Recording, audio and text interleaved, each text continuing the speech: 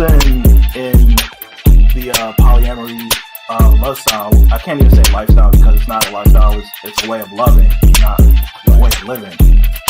I've been polyamorous for about 10 years now. Okay. And the mindset for me is mentally, I think I've been polyamorous longer than actually practicing it because I've always felt that this like monogamy just doesn't fit for me. Like, I don't understand why I have to only love one person or why I can only show affection for one person. Where is this written? Why do I have to go along with what the societal standard supposedly is? Right. And then the problem comes when you love somebody too much. When you let yourself love somebody too much, and they don't love you the same. It's not even matter whether they love you back or not. They can love you back, but it's still unhealthy to love somebody that much. Which I understand that ideology of that. Well, I can't have. I might as well. I've been there. I know that. But at the same time, you have to realize, what your culpability is in a relationship going, however it went. You start thinking about, well, damn, I did this. So, you can love somebody too much. And then, see, this complicates things for us men because we already have a hard time forming those emotional attachments. You already told them, don't do that. The missing link to that goes back to a time before we even thought, why doesn't my father like is that a protection for me? Right. Or is that the way he was raised?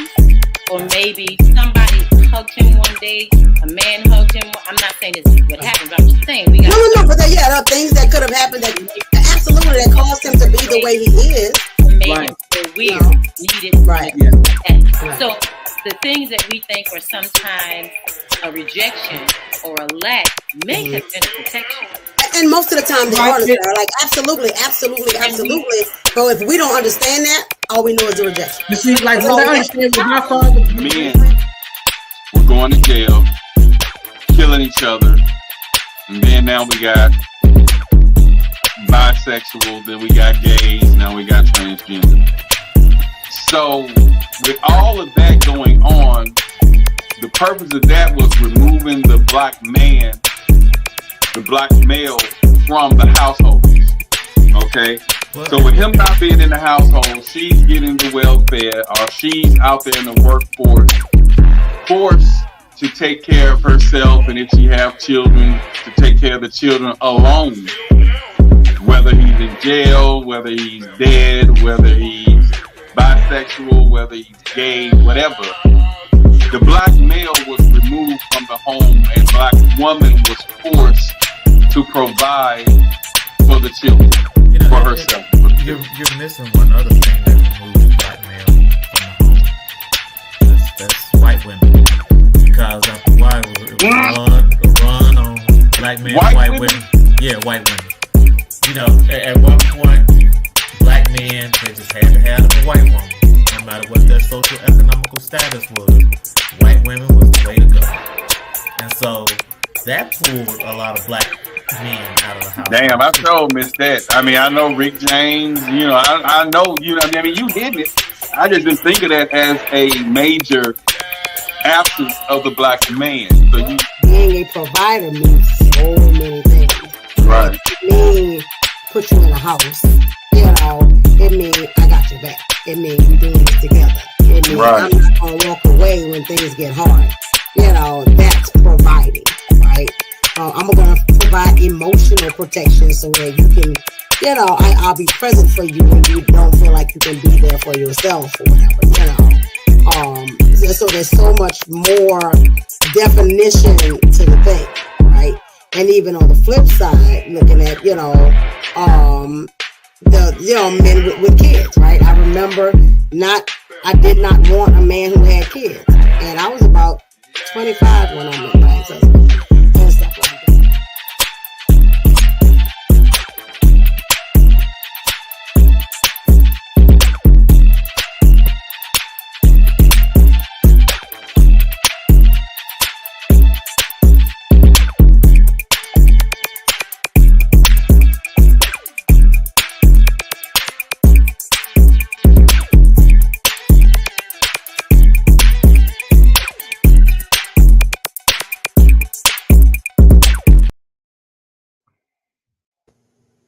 Hey. It's Shondell Batiste, your favorite no BS therapist, and Big Fred for our mental health segment. I don't even think I got my graphic up here for my emotional safety. But today we're talking about emotional safety. Welcome to the Speak On It podcast, mental health segment about emotional safety. I'm a little bit off today because I've been sick all day. So, but I decided to still hold on and still be here, and I got my big bro Fred here in the house as well. How you feeling, Fred? I'm doing good. Good. How was your week? It was a week. Nothing too dramatic.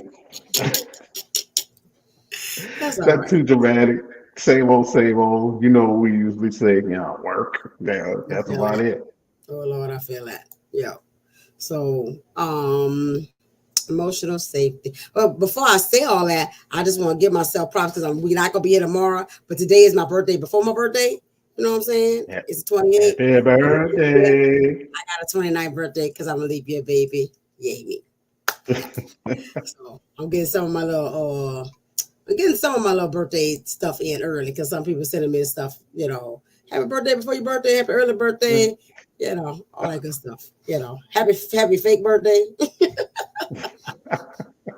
So how old are you really? If we right, just went on the 29th? Tomorrow will be my 13th birthday. I finally get to be a teenager in my birthday. Yeah, always fun.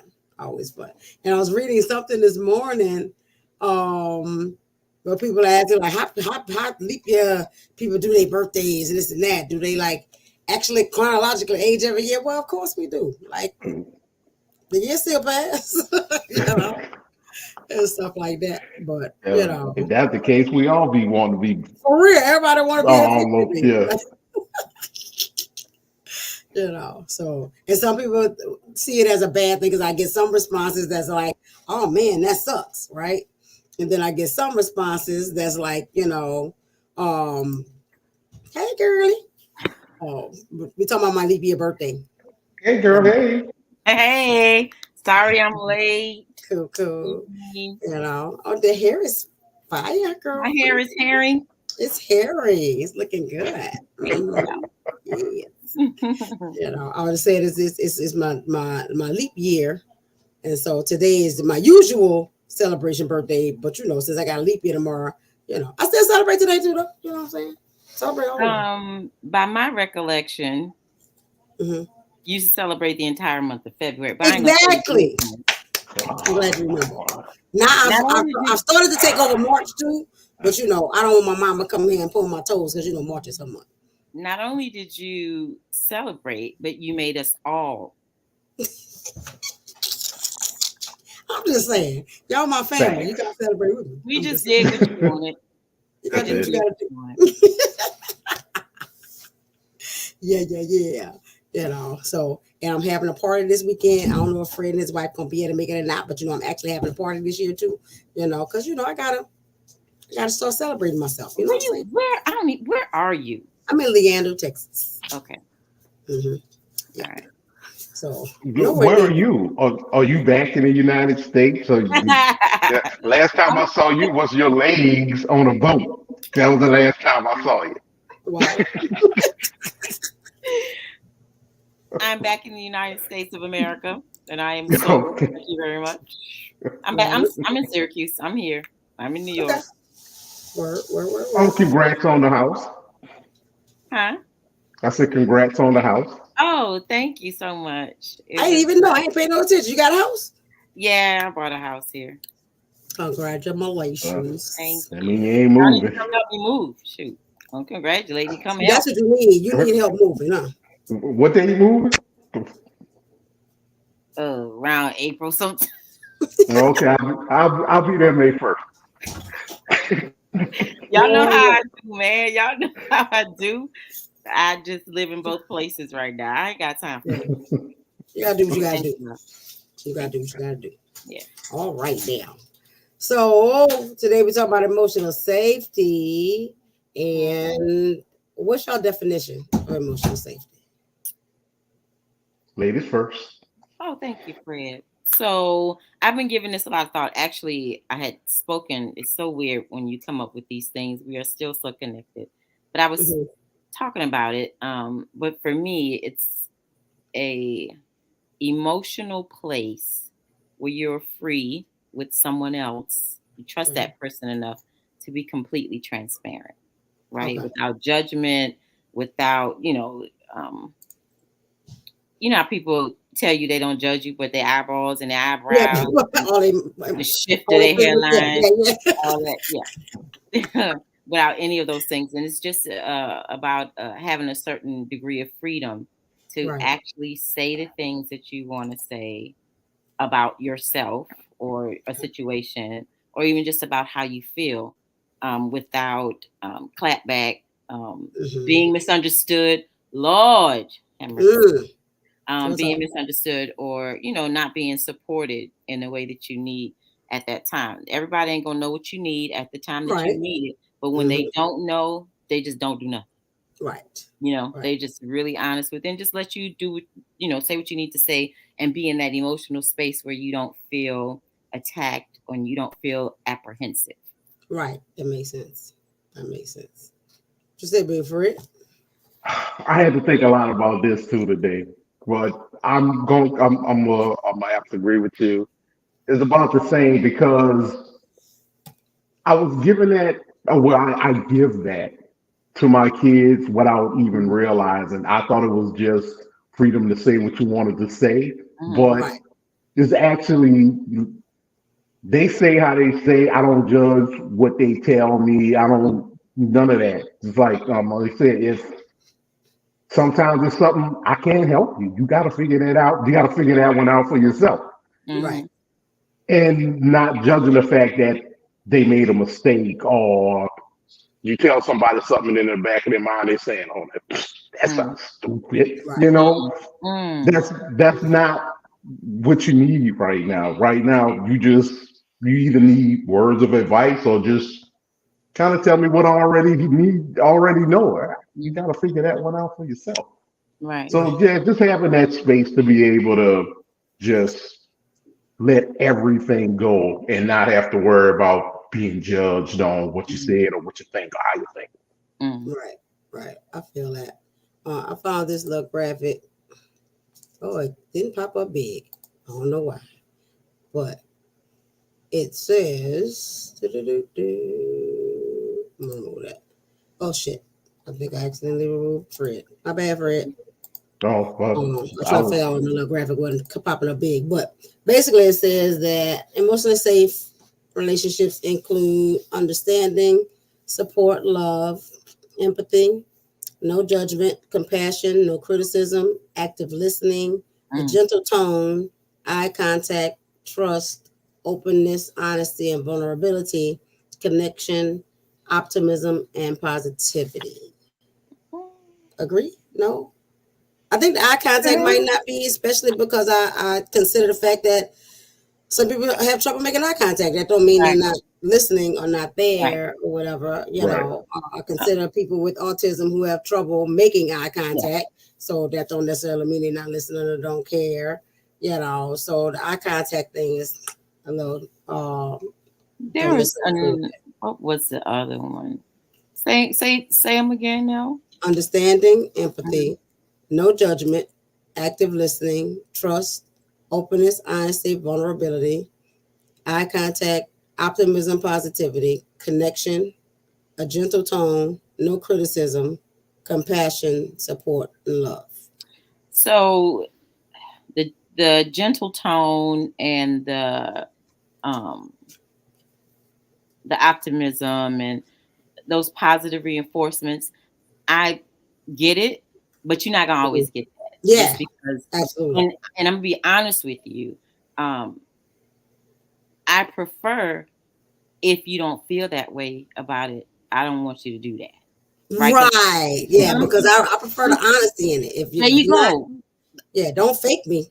There you go. Unless you it's not necessarily safe for me if you're gonna lie about how you feel about it. That's what I'm saying. So like I said, I get what they're saying, but at the same time, my level of trust with you also includes you being real with me. That's right. And I've changed, y'all, I promise.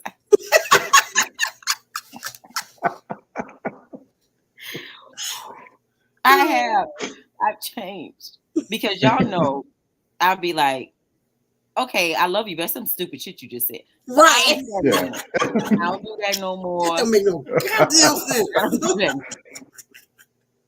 don't do that no more.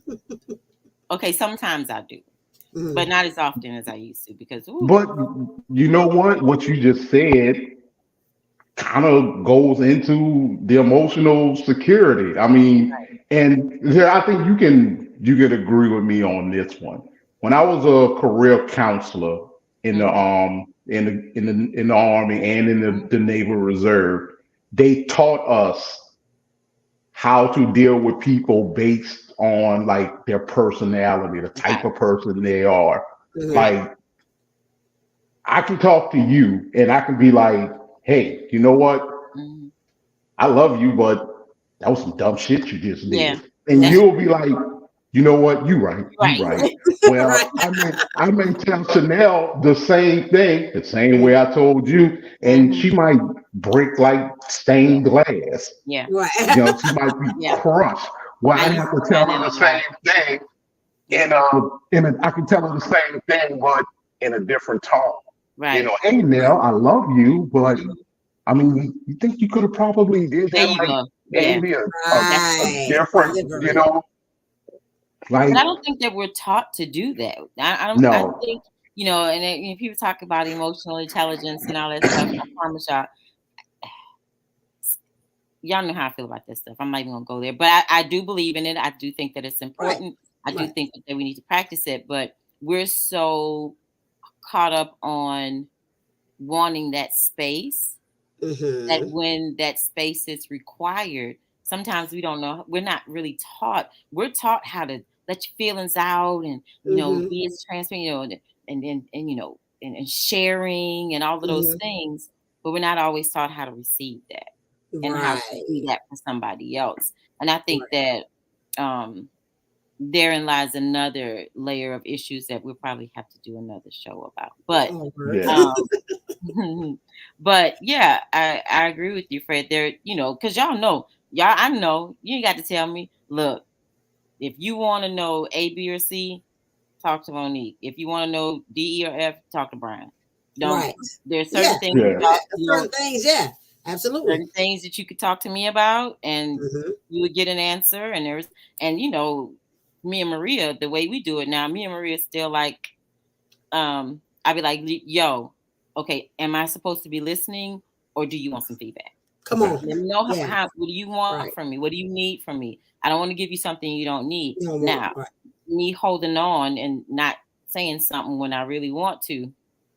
Sometimes it's better to talk on the phone because you don't want to. Because the face tell it all. Yep, that's me. But you know, and that's just goes along, and you know, you really can't have those levels of safety with people that you don't know. So it's just a part of building relationships and getting to those places and those phases in your relationship where, you know, y'all know me now. So y'all know when I'm joking, you know, when I'm serious, you know what my tone means, you know, somebody else will be like, you let her say that. And y'all be like, I don't mean nothing by that. She just you know what I'm saying? So the same thing with Fred and you know, there's certain things that, you know, y'all say that I know. And even when we text each other, I'll be like, you don't sound right.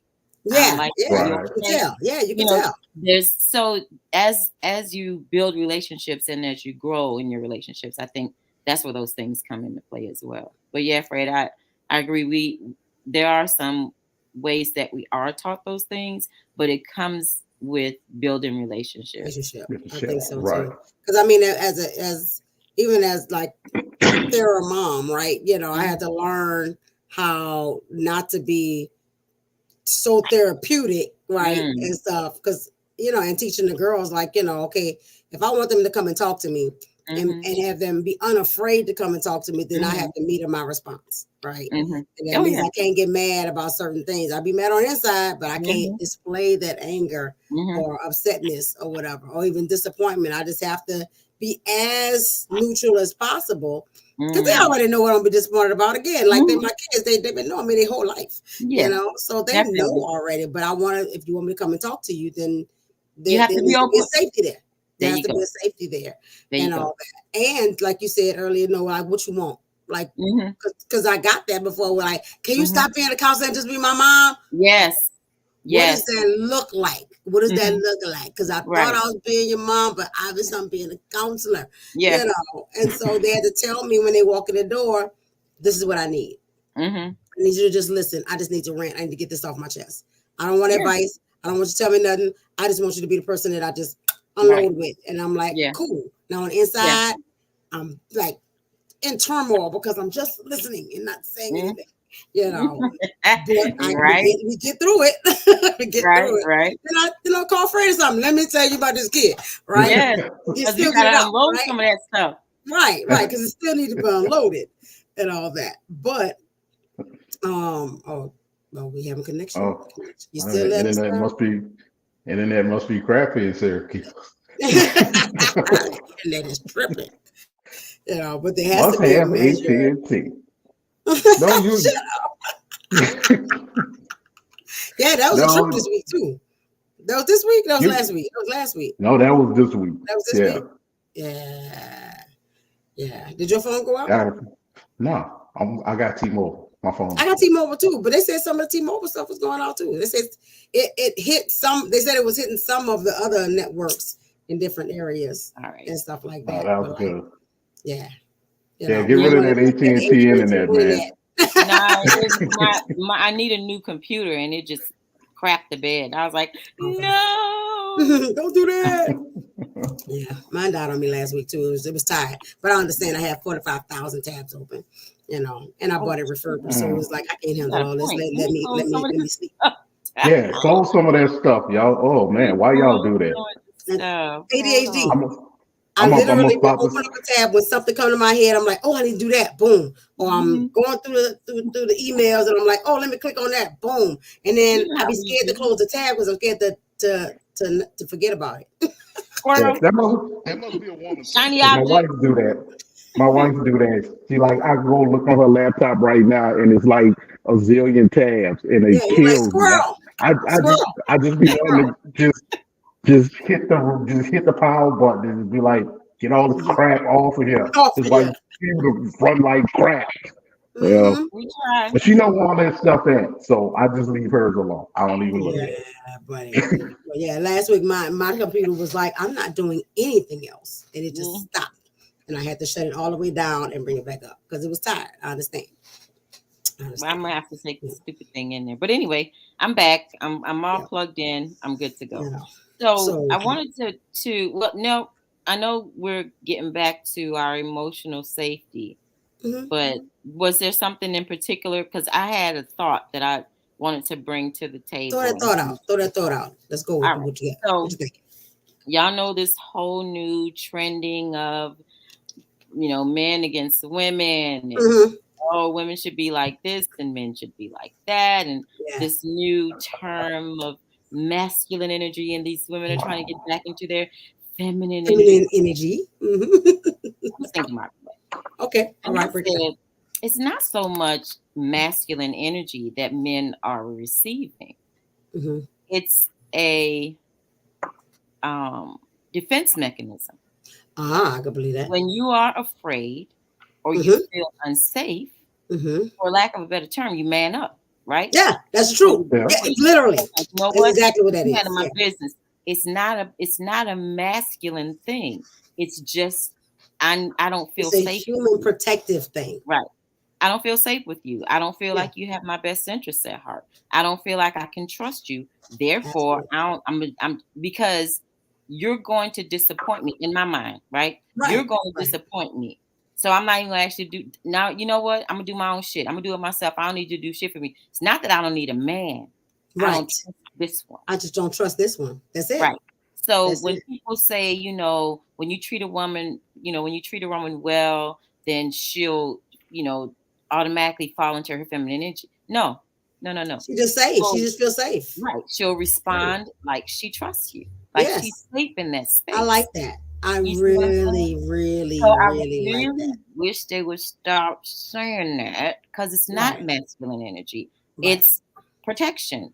And because I don't feel like you can protect me, I'm going to pull my own pistol out. You feel me? I think that's why they try to make that connection, because they try to do that, because men are protectors thing or whatever, right? And all that. But at the same time, like, mothers are protectors of their children. And, so it's not that females cannot be protective, and stuff like that. But I think they put it in this hierarchy as well of, men must protect the women, and, and some of it is religiosity, of course. Right. A lot of it is. And I mean, I'm a believer, so absolutely. I still believe in those, I hate to say roles, but those areas, I think it's just natural. It's a natural. There's a natural way that we were built. Right. Right. So, however, it doesn't mean that I have to be silent. That's right. Because even in that, and I don't want to get too scriptural, but even in that, the greatest men sought counsel from their wives and their women. Yes, absolutely. You know what I'm saying? Absolutely. So even in my spouse or whoever's coming, because somebody coming, y'all coming to the wedding. Somebody coming, I know. I'm not going outside to find him. The Lord he gonna have to levitate on the front porch. I hope you know my new address. He gonna have to come to the house, because I'm not going. He gonna find. But when I do have that relationship, I want to be able to feel that emotional safety, right? Mm-hmm. And I don't want to fall into a relationship or make a commitment without it. Yeah, you know what I'm saying. And I think I used to say this so many times. We're so quick to take off our clothes, but we won't get naked emotionally, right? Mm-hmm. We so quick to be naked, flapping in the wind. But when it's time to how I get graphic. But when it's time to really have that emotional nakedness, that is the hardest. Transfer. We don't want to do that. Mm-hmm. We don't want to do that. That's the important part. And that is the important part. And I'm like, how do you establish a relationship just on the physical aspect? And we all have done it. Yeah. I mean, of course, but even in that, trying to get to that next level and actually doing the work that it takes to get there. And that work is really internal, right? Mm-hmm. It's a call and response, right? Right. If he shows me this, then I feel a little more open to that.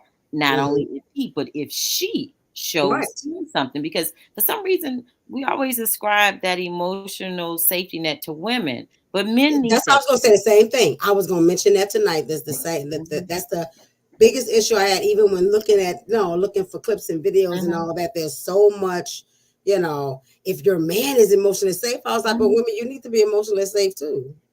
Because men require and deserve emotional safety just like women do. So we also have to be a safe space. Yeah. And I don't think that we do it enough. And I was talking to both my daughters about, when Tish first had her first son, I would be hearing her and, dad is changing the diaper and she'll take it apart and do it over. I was like, don't do that. Don't do that. Don't do that. Mm-mm. Yeah, because you're not making, because he's going to be like, you know what? I ain't going to do it. I ain't doing it. Yeah. I'm not doing it. So, and that is a response to not being able to be emotionally safe and say, you know what, babe, however it's a thing on there. Yeah. Is it tied up? Did you put it? Thank you. Did you wrap some dirt around it? Tracy was about that because he used to use 45 wipes every time he changed that baby. And one day I was like, why you gotta use so many wipes? Like, I could do that in like 2 wipes. He was like, yeah, I see you do it and you can. But I use 45. So however many I choose to use, it's her ass clean. It is. Do we ever run out of wipes? We do not. No, we don't. But no, we don't. Like he kept, when Dre knew nothing else, Dre kept the wipes flowing. Right? We ain't never run out of wipes. Because he needed 45 wipes. Right? And so I had to sit back in that moment and be like, he get the job done. He's not going to get the job done like I get it done because we different people. Right? And so doesn't mean that my way is the only right way. Yeah, and it's not. It's not. Okay, I am glad, Mo, that you actually said that. I'm going to be honest. When you started talking about this thing here, I had a response because I think I am probably just as passionate about this as you are. Some kind of way I done got caught up in this war with the masculine men and the femininity. The femininity. High value men and the high value women. Yeah. And all of this stuff. So let me ask y'all this, and I'm gonna ask y'all because y'all only two women here, and I never see nobody commenting on the podcast. I really wish y'all would chime in on some of this stuff. See if anybody nobody's saying a question. Okay. When I was looking for these videos for you, I was looking through a lot of that. I saw a lot of stuff, kind of like what you said earlier, how they were talking about emotional security. And I noticed that there was a lot of men that was talking about men giving emotional security to their significant others, wives, things like that. But both of y'all agreed that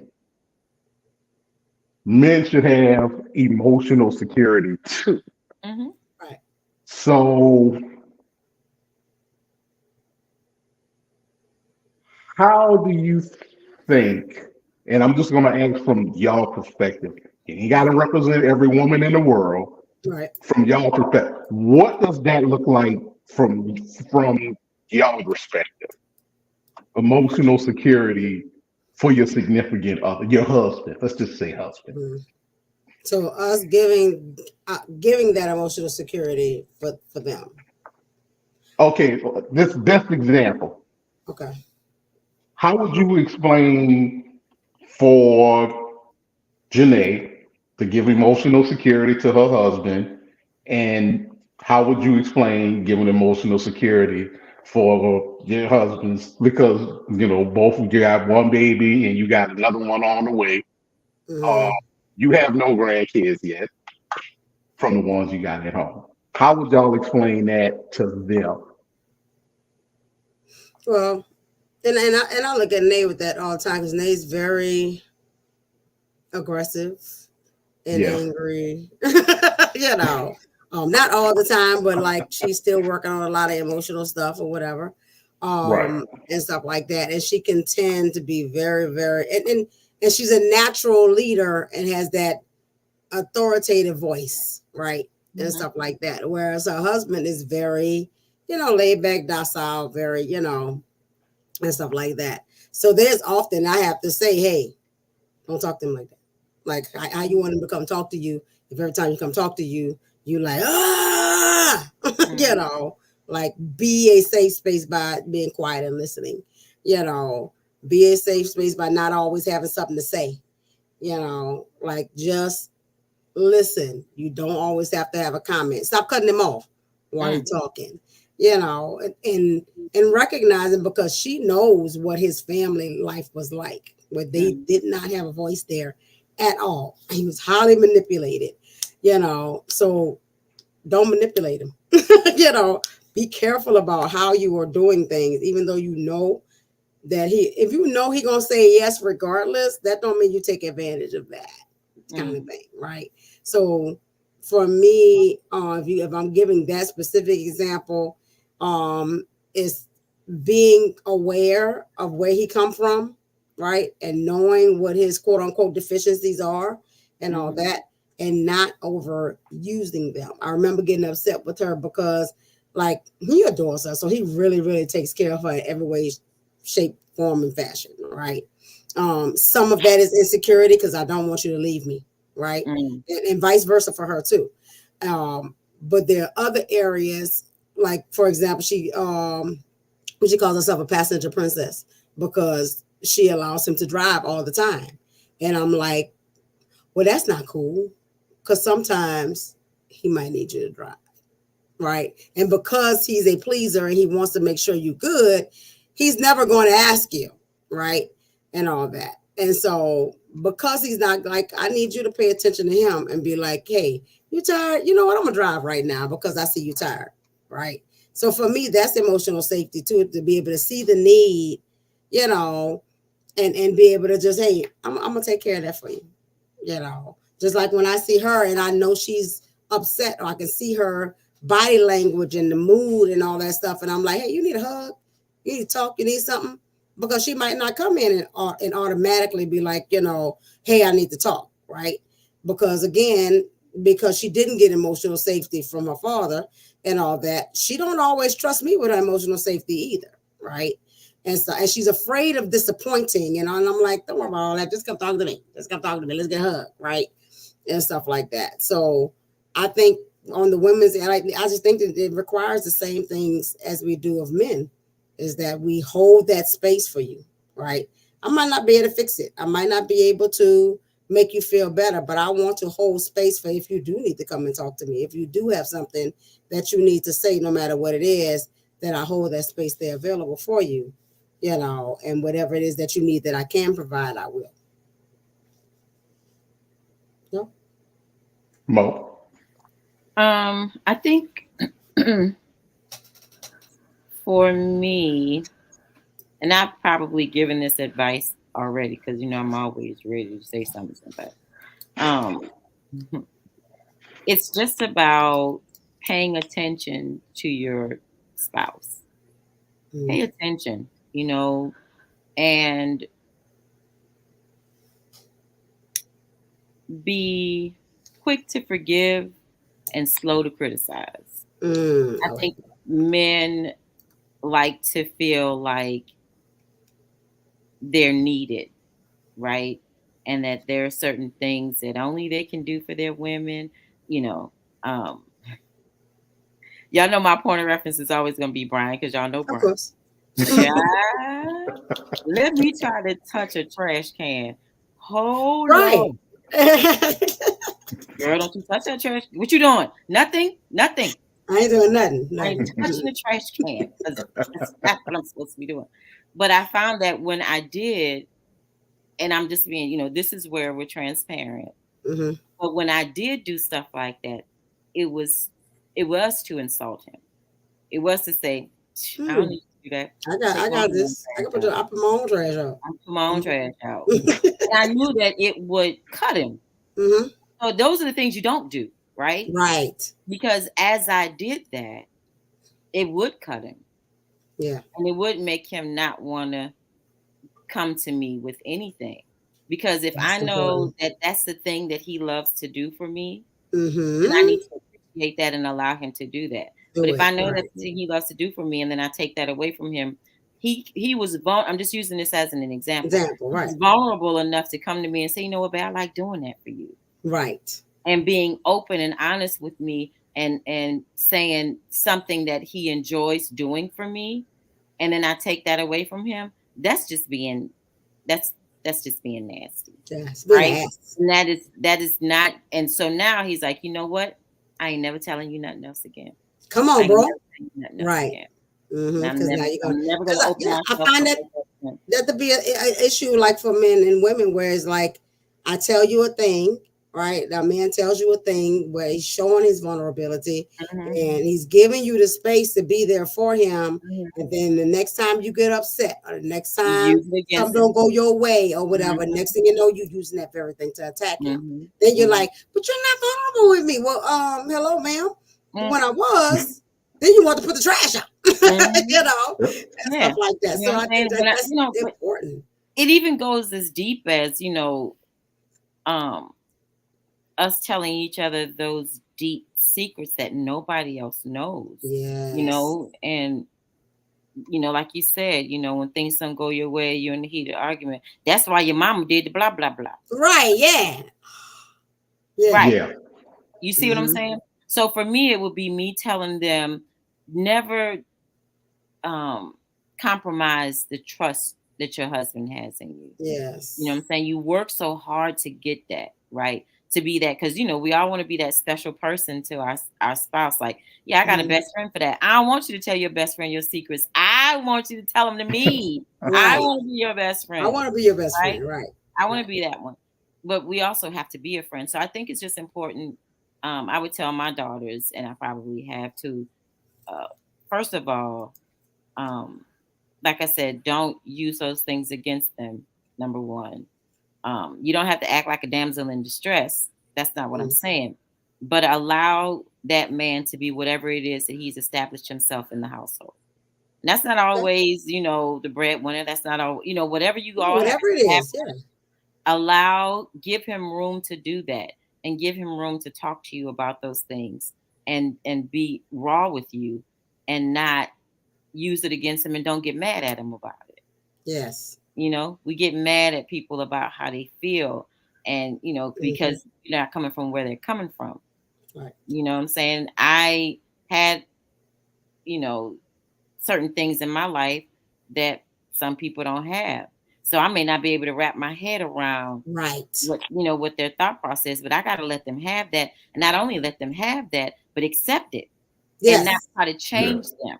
And I think one of the things that men and women do, y'all, for real, that chaps my hide and makes my teeth itch, is we are attracted, whoever you're attracted to for whatever reasons, but I'm just speaking on the traditional male and female, right? Because I'm not a part of the other community, so I can't speak on it. But for males and females, we start out like, oh, he cute, he's so masculine, got the muscles, all of those things.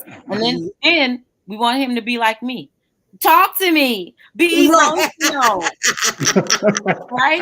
Yeah. And then the men are like, God damn, woman, you talk too much. Stop talking so much. You're so emotional. I'm a girl. I'm a girl. That's what I do. Right. That's what I do.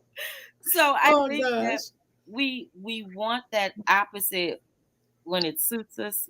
But when we get up, exactly. Right? Then you want I want you to act like me, and I want you to act like me.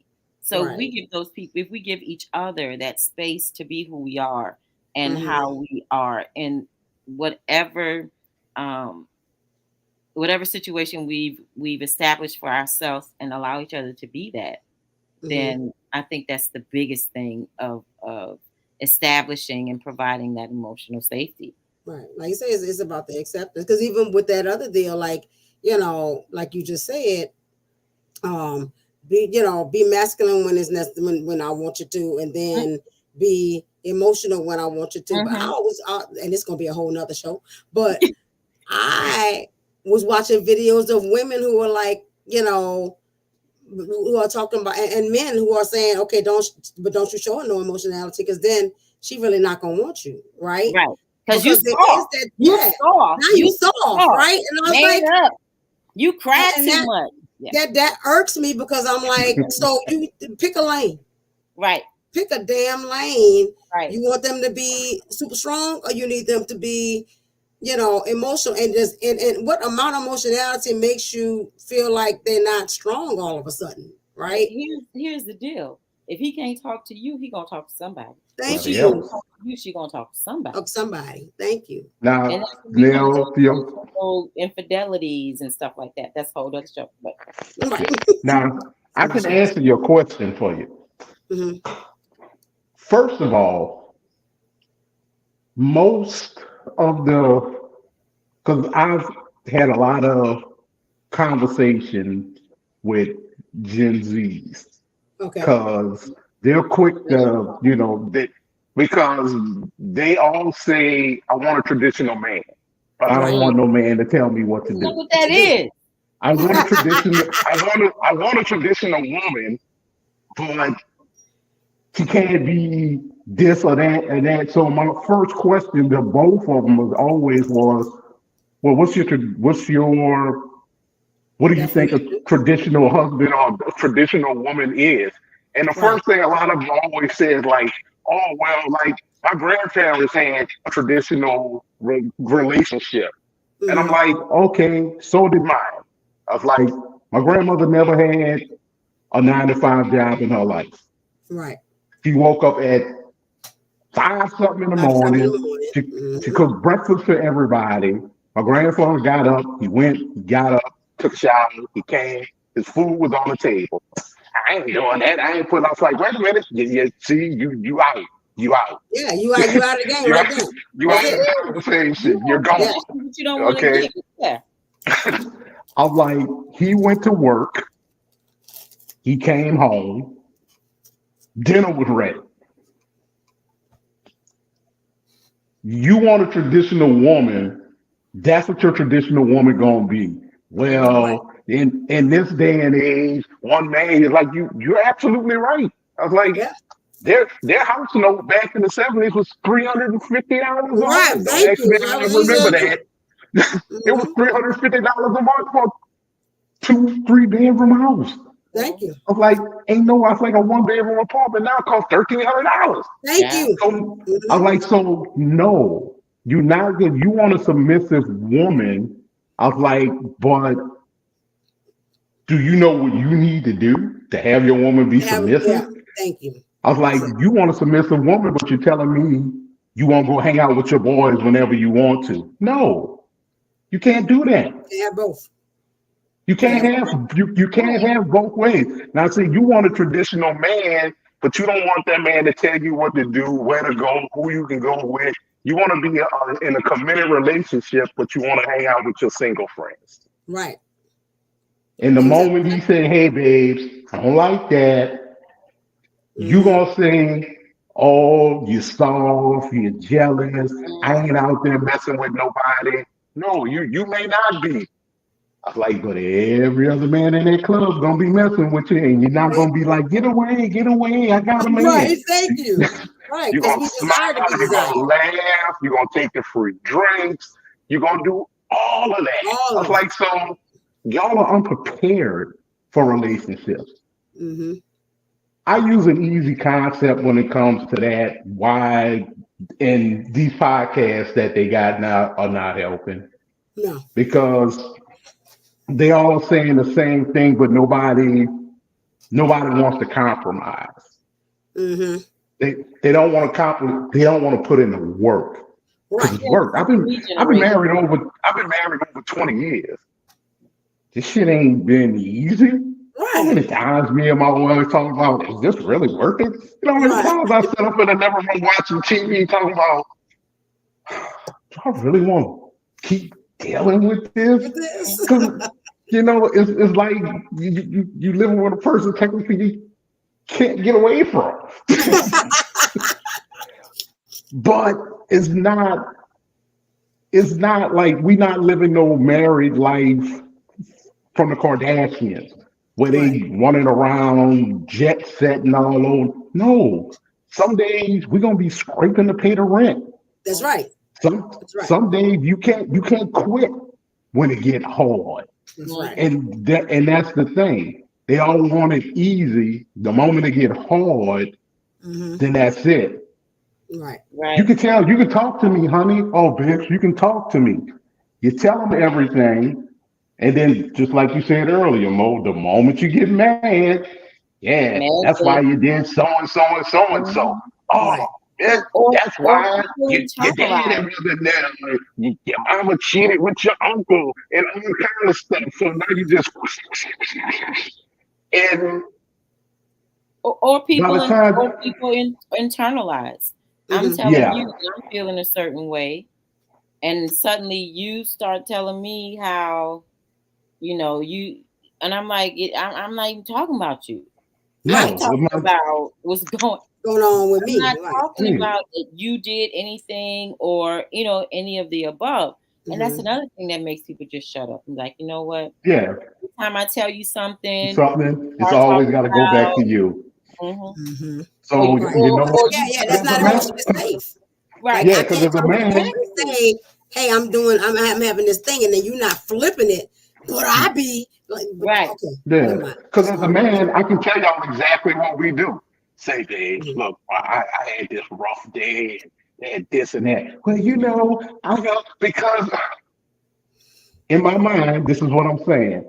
every time I try to talk to you about something that's got to deal with me, you always got to bring up your crap. You know what? You think you tired? Let me tell you. Right. Fuck it. Yeah, I'm just not gonna tell you nothing. And now every day when I come home, and they'll go, "Hey, friend, how was your day?" Well, it was okay, and I just keep walking. It was great. It was great. You know, you say something, you get on my nerves. You okay? I'm good. Now you know who I'm on the phone with? My mama. Right. That's how your mother-in-law. Yeah, I gotta tell somebody, and she don't always listen to me. Listen. That's right. Or I'm gonna end up talking to that lady at work. Yeah. That listen to my problems and don't say nothing. Judge me. And the same thing for women. That's how you end up with a work wife. Yeah. Or a work husband. It's true. Because the work husband is gonna always listen. Yeah. The work wife don't always listen. You know why? Because you're a nice lady. I'm a nice guy. You telling me how your woman don't listen to you. She don't do this. She don't do that. My husband don't listen to me. He don't do this. He don't do that. And you know what? I'm trying to slide in there. Yeah. Because I think you're cool. And I'll listen to you, babes. Yeah, no problem. There's no way that you can. Well, there is a way, but that's just a danger zone. We had talked about that earlier about emotional infidelity, right? Yeah. We ain't in the bed together, but we really in bed together. We have a pillow talk, right? Yeah. How can you get that deep with somebody and to be able to talk to that person? Can't wait to get to work the next day so you can tell them all about what's been going on and not turn it possibly, because there are some people who can avoid that. Yeah. And it can't possibly turn into something physical if the opportunity presents itself. Yeah. Because I'm looking for because that. A lot of times that's all it needs is opportunity. Yeah. Because I'm looking for that safety net. Yeah. And get it from you. You're my husband. You're my wife. I'm supposed to be able to come to you and talk to anything. Yeah. Talk about Lord, anything. did y'all see this chat? D Black said a shoulder to cry on can easily turn into a dick to ride.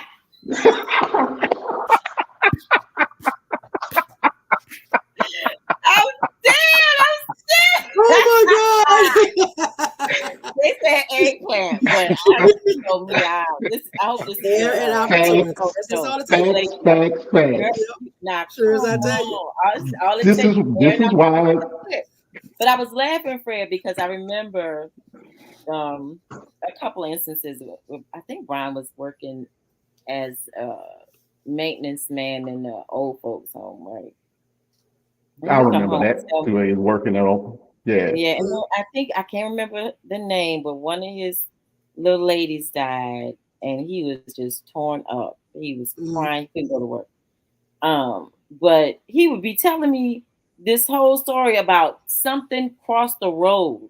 And then he'll say, and then Cheryl talking about, who the fuck is Cheryl? Now, we ain't even talking about Cheryl. Right. About Cheryl. So he got to stop and explain to me that Cheryl is no one.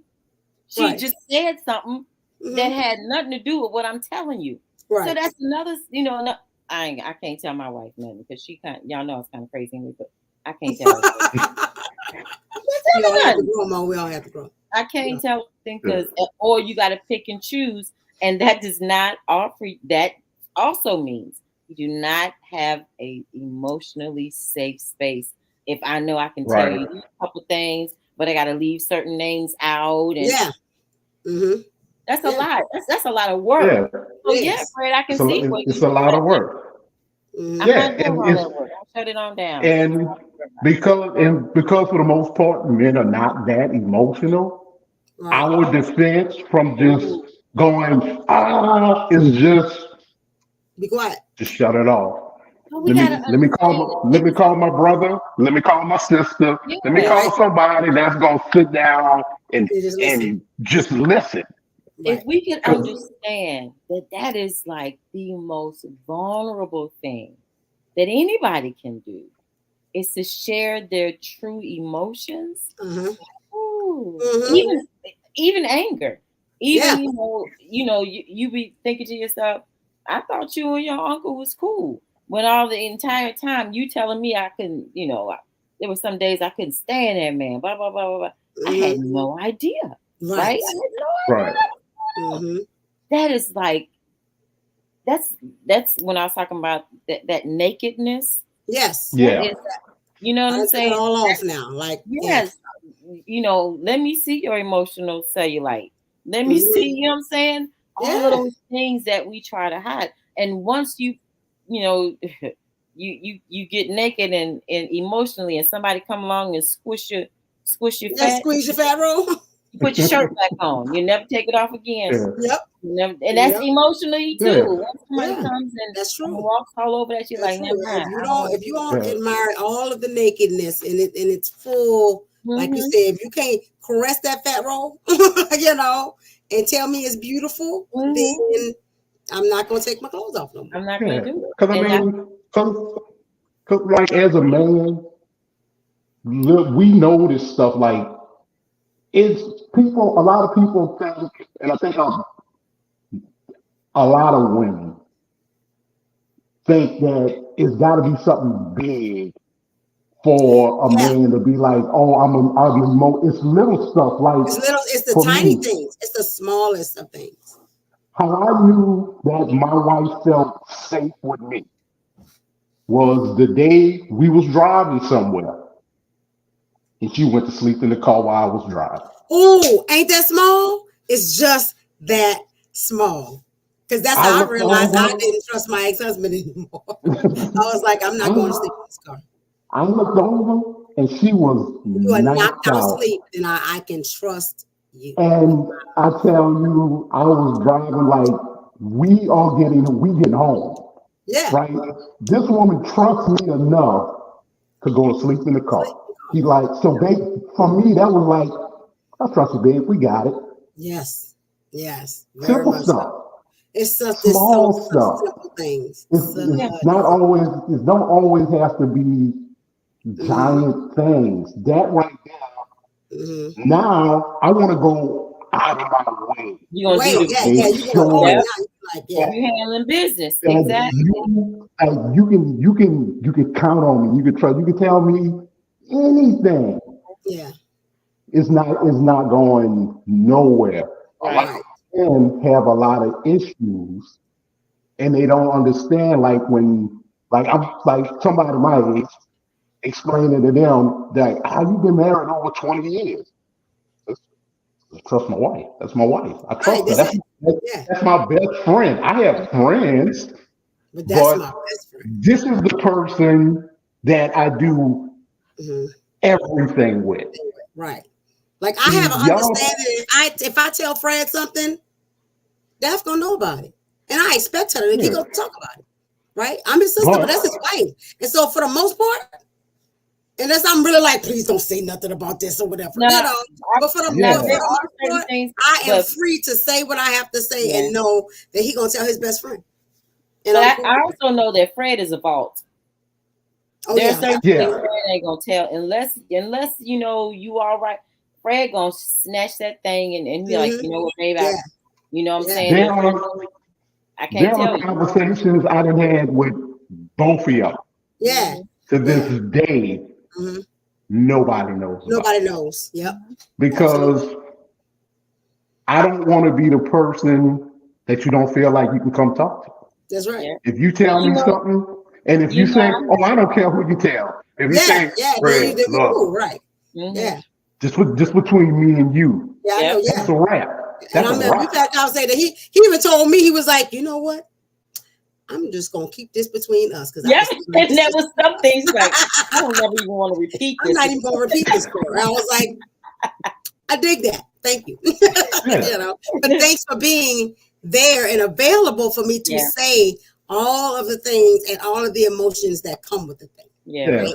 And I just think like the younger generation, they're so caught up on trying to be hard, because I can't speak for women, but as a man, It's hard. It's exhausting. Trying to be hard 24 hours a day, 7 a week. As a woman who tries to be hard a lot and has learned how to feel safe in her environment, like, no, it is exhausting. It's exhausting. Jill Scott said it best. I'm tired of being strong all day. Thank you. Yeah. I'm tired. It is exhausting. Mm-hmm. Some days I just be like, you know what?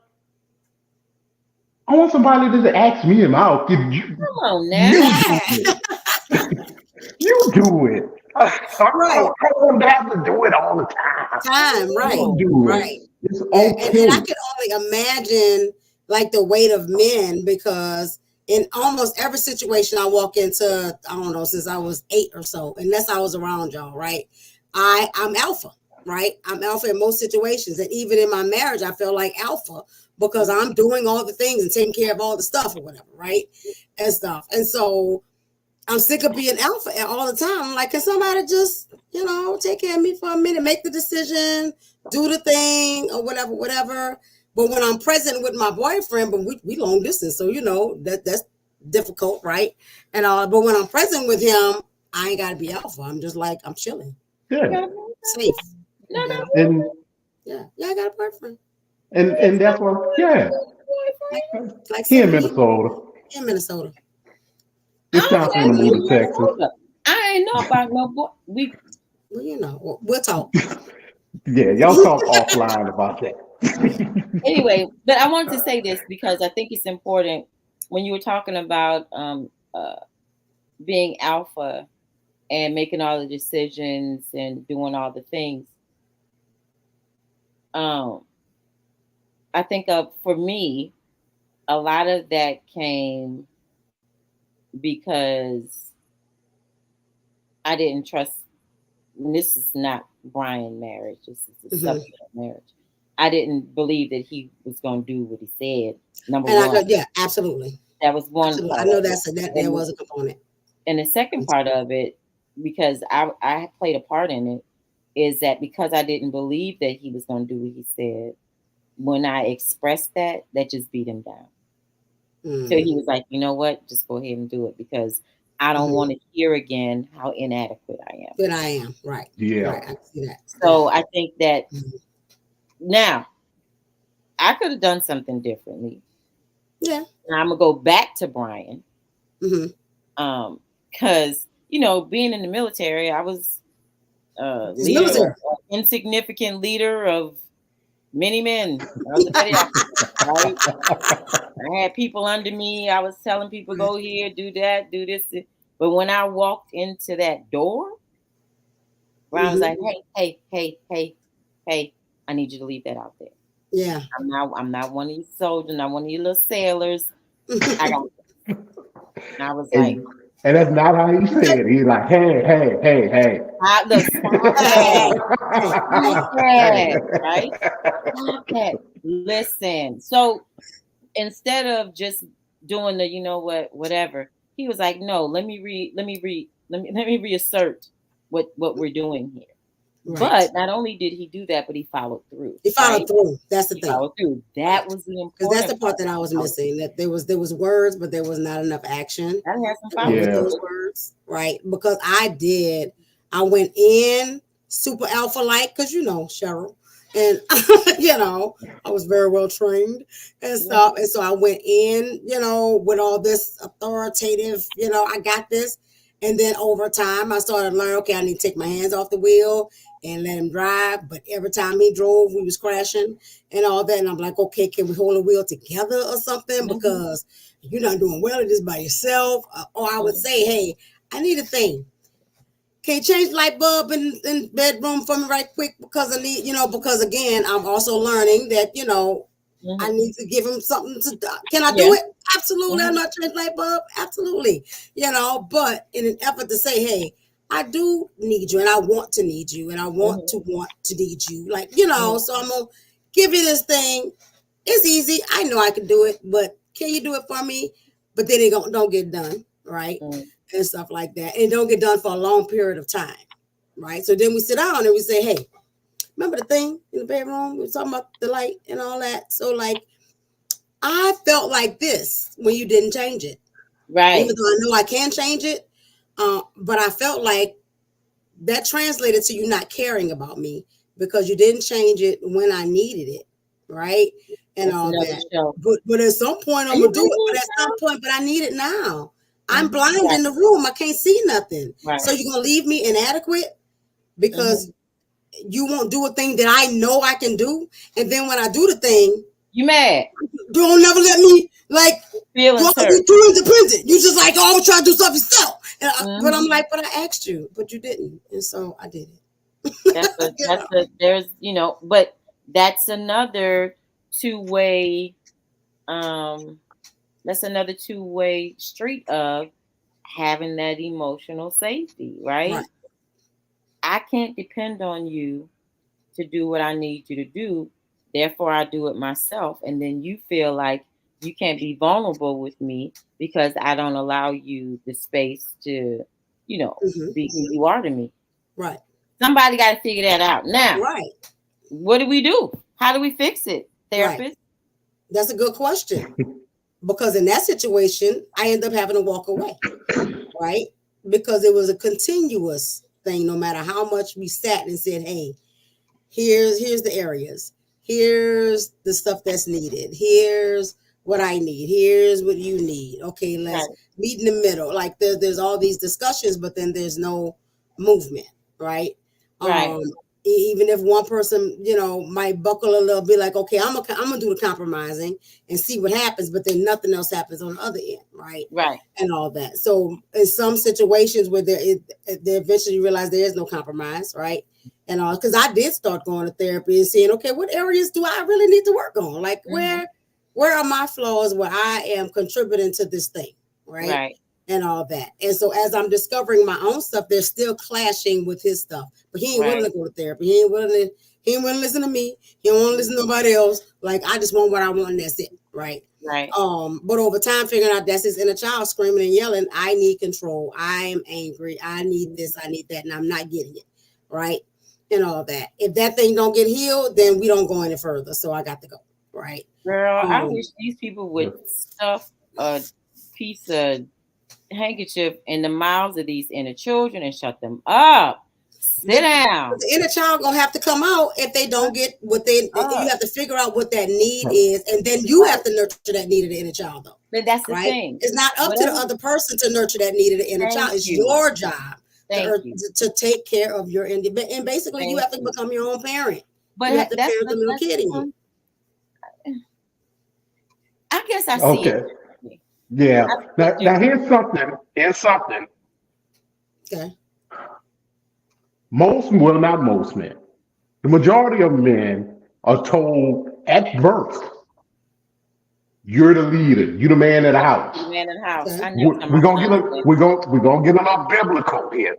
Because the people love to quote the Bible, especially nowadays. Where the man's the leader, you lead, they follow. Right. I had a master sergeant, and actually, no, let me take that back. It was my chief in the Naval Reserve who told me everybody's not built to be a leader. That's true. That is true. Yeah. But to tell a man that you're not leadership material when they've been told their whole life that your job is to be the leader of the house. You can be the leader of a house. The signs of a great leader is also somebody that can follow. Follow. Use your resources. I have good ideas. I really feel like I have good ideas. But you know what? My wife sometimes has better ideas than I have. It is some stuff that we do around here that she handles way better than I do. Right. So you know what I do? When it comes to that stuff, I follow her lead. There you go. Right. But that's the thing about being what do we do? Yeah. But nowadays, and this is going back to the emotional safety, and why So many women now like to say, I don't need a man. I don't need a man telling me what to do. I can do it myself. And while a lot of men like, oh, I'm not trying to be in a relationship. I don't want to get married. It's because nobody wants to give up their title. Right. A traditional man. You better be quiet over there. A traditional man. I watch all these podcasts. They all say, yeah, traditional man. The man is the leader. The man is the leader. The man is the leader. Do you know how to lead? It's the question somebody should be asking them. Yeah. When I hear the women that saying, oh, I can do it all by myself. No, you can't. You sure can. Did you learn how to walk by yourself? No, somebody picked you up, stood you up, held your two hands, and showed you how to move your feet. Somebody taught you how to talk. Somebody taught you in school. You have had help every day of your life. Step away. Yeah. So now, all of a sudden, what makes you think that you can run in everything by yourself? You cannot. I told somebody this a month ago when I had a young lady that was working with us and we were just talking and somebody was asking her, I think she was talking about a kid, and some older lady was like, well, where your husband at? Because, when they 65 and close to 70, everybody had a husband back then. Right. Even if he was a piece of crap, it was still a piece of crap husband. I don't need no husband. I don't need no man to do nothing for me. I can take care of my whole family by myself. But then she jumped on the child support thing. Yeah, I'm saying this. I need extra child support because I need help with these kids. No. Like, You're doing it by yourself, homie. I stopped. That's not by yourself. I was like, wait a minute. And everybody went, oh, Lord, they're going to friend again. Get him, friend. You just said you didn't need no help. So why are you getting money from that man to help you? Because that's his kids. I was like, but you said you didn't need no help. Right. You just contradicted yourself. Yeah. You need help. You need financial help. Well, if he don't give me no money, what I'm going to do? It's his kids too. I was like, she had plans on marrying this man when y'all was butt naked in the bed. She was like, no, I never looked at him as a husband. But you gave him 3 kids. Well, why you sleeping with him? What the world? Cheryl always tell me, they don't know nobody you don't want to be bothered with for the rest of your life. Listen. At least 18 years. I'm like, listen. I'm like, come on. I'm like, and y'all talk about all this emotional damage and all this other stuff. You emotionally damaging yourself. I'm like, we all need somebody. That's right. I don't care if you're a straight couple, if you're a gay couple, you need somebody. We were built to be together. That's right. To be that emotional support for each other. This is why people do so bad when they by themselves. I was like animals in the animal kingdom don't run alone.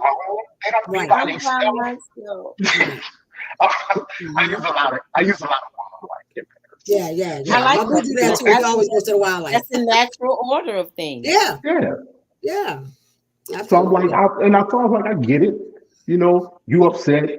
You had these kids with these guys. Y'all built an emotional bond. Something happened, and it snapped. Right. That was your man. That was yours. I was like, he was never yours. Right. You don't own a person. You can't lose something you never owned. Yeah. I saw that one in clips. I couldn't get that darn thing on there. I wanted to play that one. It was so good. She said that girl said the best thing I ever heard in my life, and she said you should just enjoy the time you had with that person. That's right. That's all you let go of that emotional baggage. You hurt. And now when the good guy come around that don't care that you got 3 kids, you're not going to give him a chance because you still holding on to the jump. Your security was killed by the last guy that you never wanted to marry. So y'all never really had, when y'all broke up, it shouldn't have been no big deal. Right. But you got emotionally connected to that person. And now the person that you probably need to be with, right, and you can so be emotionally safe with. Yeah, now you got the safety net up. And no matter what he do, you're gonna always compare him to the dumbass baby daddy. Yeah. Who may not, now y'all not always playing the devil's advocate, who may not have been the dumbass baby daddy at all. Who may not have been. Right. May not have been, because believe it or not, women all mess up sometimes too. Mess up too. Okay. They do. And then you wasn't emotionally safe for him, so he couldn't do nothing with you. So he went ahead and gone about his business. And people say, well, I ain't want to play with you anyway. It might have been because I already told you I didn't want to marry you from the get-go. Right. Absolutely. Because anybody that know me, anybody that know me know back in the day, if I saw this relationship wasn't going nowhere, and you start making me feel like that you don't want me in it, I'll go. Before you ruin my mental psyche, I'm out of here. I don't need you driving me crazy. I can drive myself crazy. That's right. Especially if you're trying to repair and you're trying to be there for that person, and they still want to go and march in that same direction. Right. I can't do it. I can't. I'm with you, Fred. I can't do it. I gotta go because I wherever I live, I need to be in happy space. Yeah. I don't, I see people do this shit all the time, and I don't know if y'all do it, but they'll pull up to their house and sit outside. Boys do that all the time. My car became my safe haven. Sit outside for 30 minutes to get the strength and the gumption to go walk. inside. Now, sometimes I did it because I had 9 children waiting for me to tell me. That's my house full. But most of the times, I was glad to see Brian. I couldn't wait to get inside to see my husband. But when I see people sitting in their cars for hours, like trying to get it together because they got to deal with their spouse and whatever's going on in their house, baby, I gotta go. I can't go inside. Yeah. Right. That's real talk.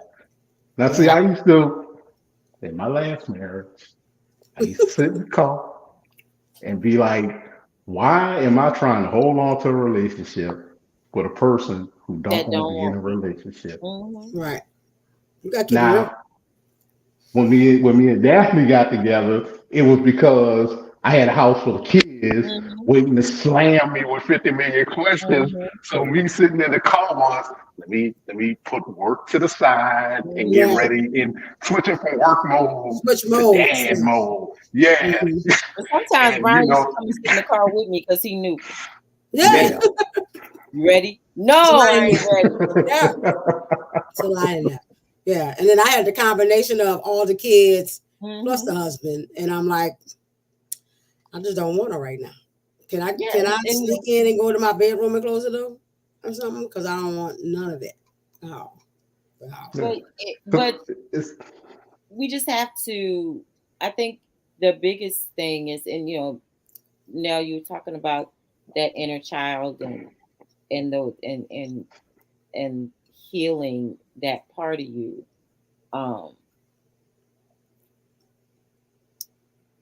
We have to remember that when we're giving people an emotional safety net as well, in a safe space, that my childhood was not great, but I don't have mama, daddy hang-ups. I have residual issues that I deal with, right? But I kind of dealt with what I needed to deal with. I went through therapy as a young child, but I just made some decisions in my life that I'm just not going to be defined by what happened to me. But that's me. I'm not going to let what happened to me define me. It happened, and the biggest thing for me is, I'm not going to be walking around here all tore up when I didn't do nothing. Thank you. I'm doing all this inner damage when the person who did me dirty, the damage is walking around like just chilling. Yeah, so I was like, no, and I'm not going to allow anybody else to do that to me either. With you know, you do this, you need to that. No, I need to put the blame where it belongs. Leave it right there. And whether they pick it up or not, it's at your door. I'm not carrying this. I'm not carrying that.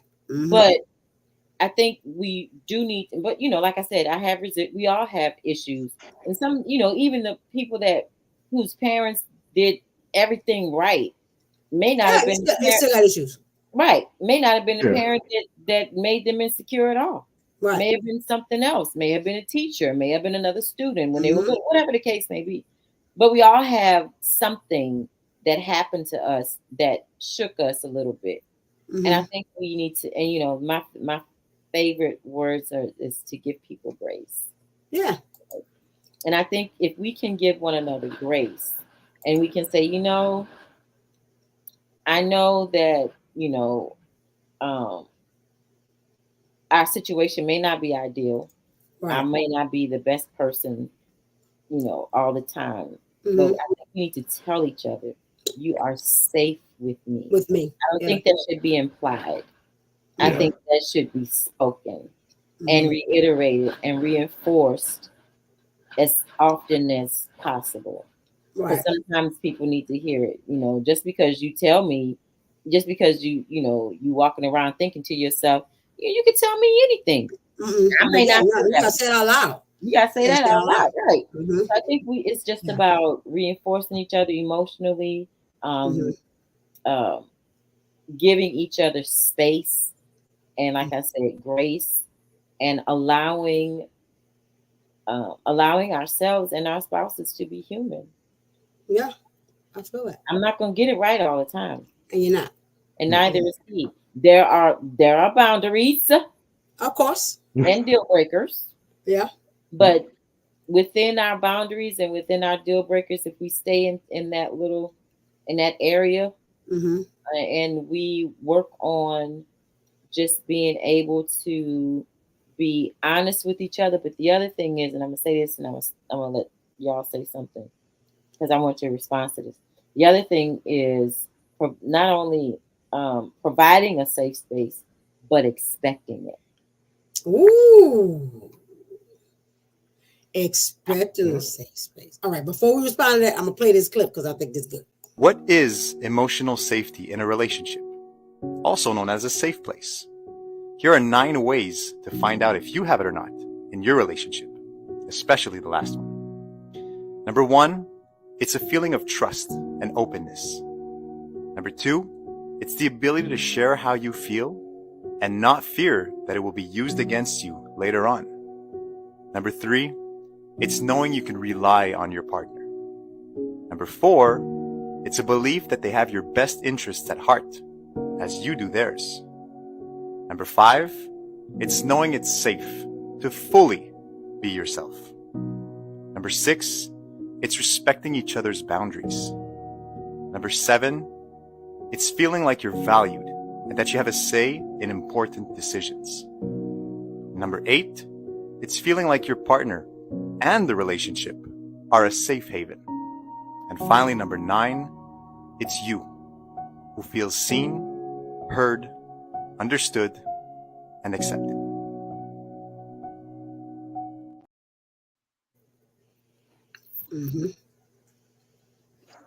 Expectation. Yeah. That's good. I don't know how we gonna spend the rest of our lives together and be physically intimate,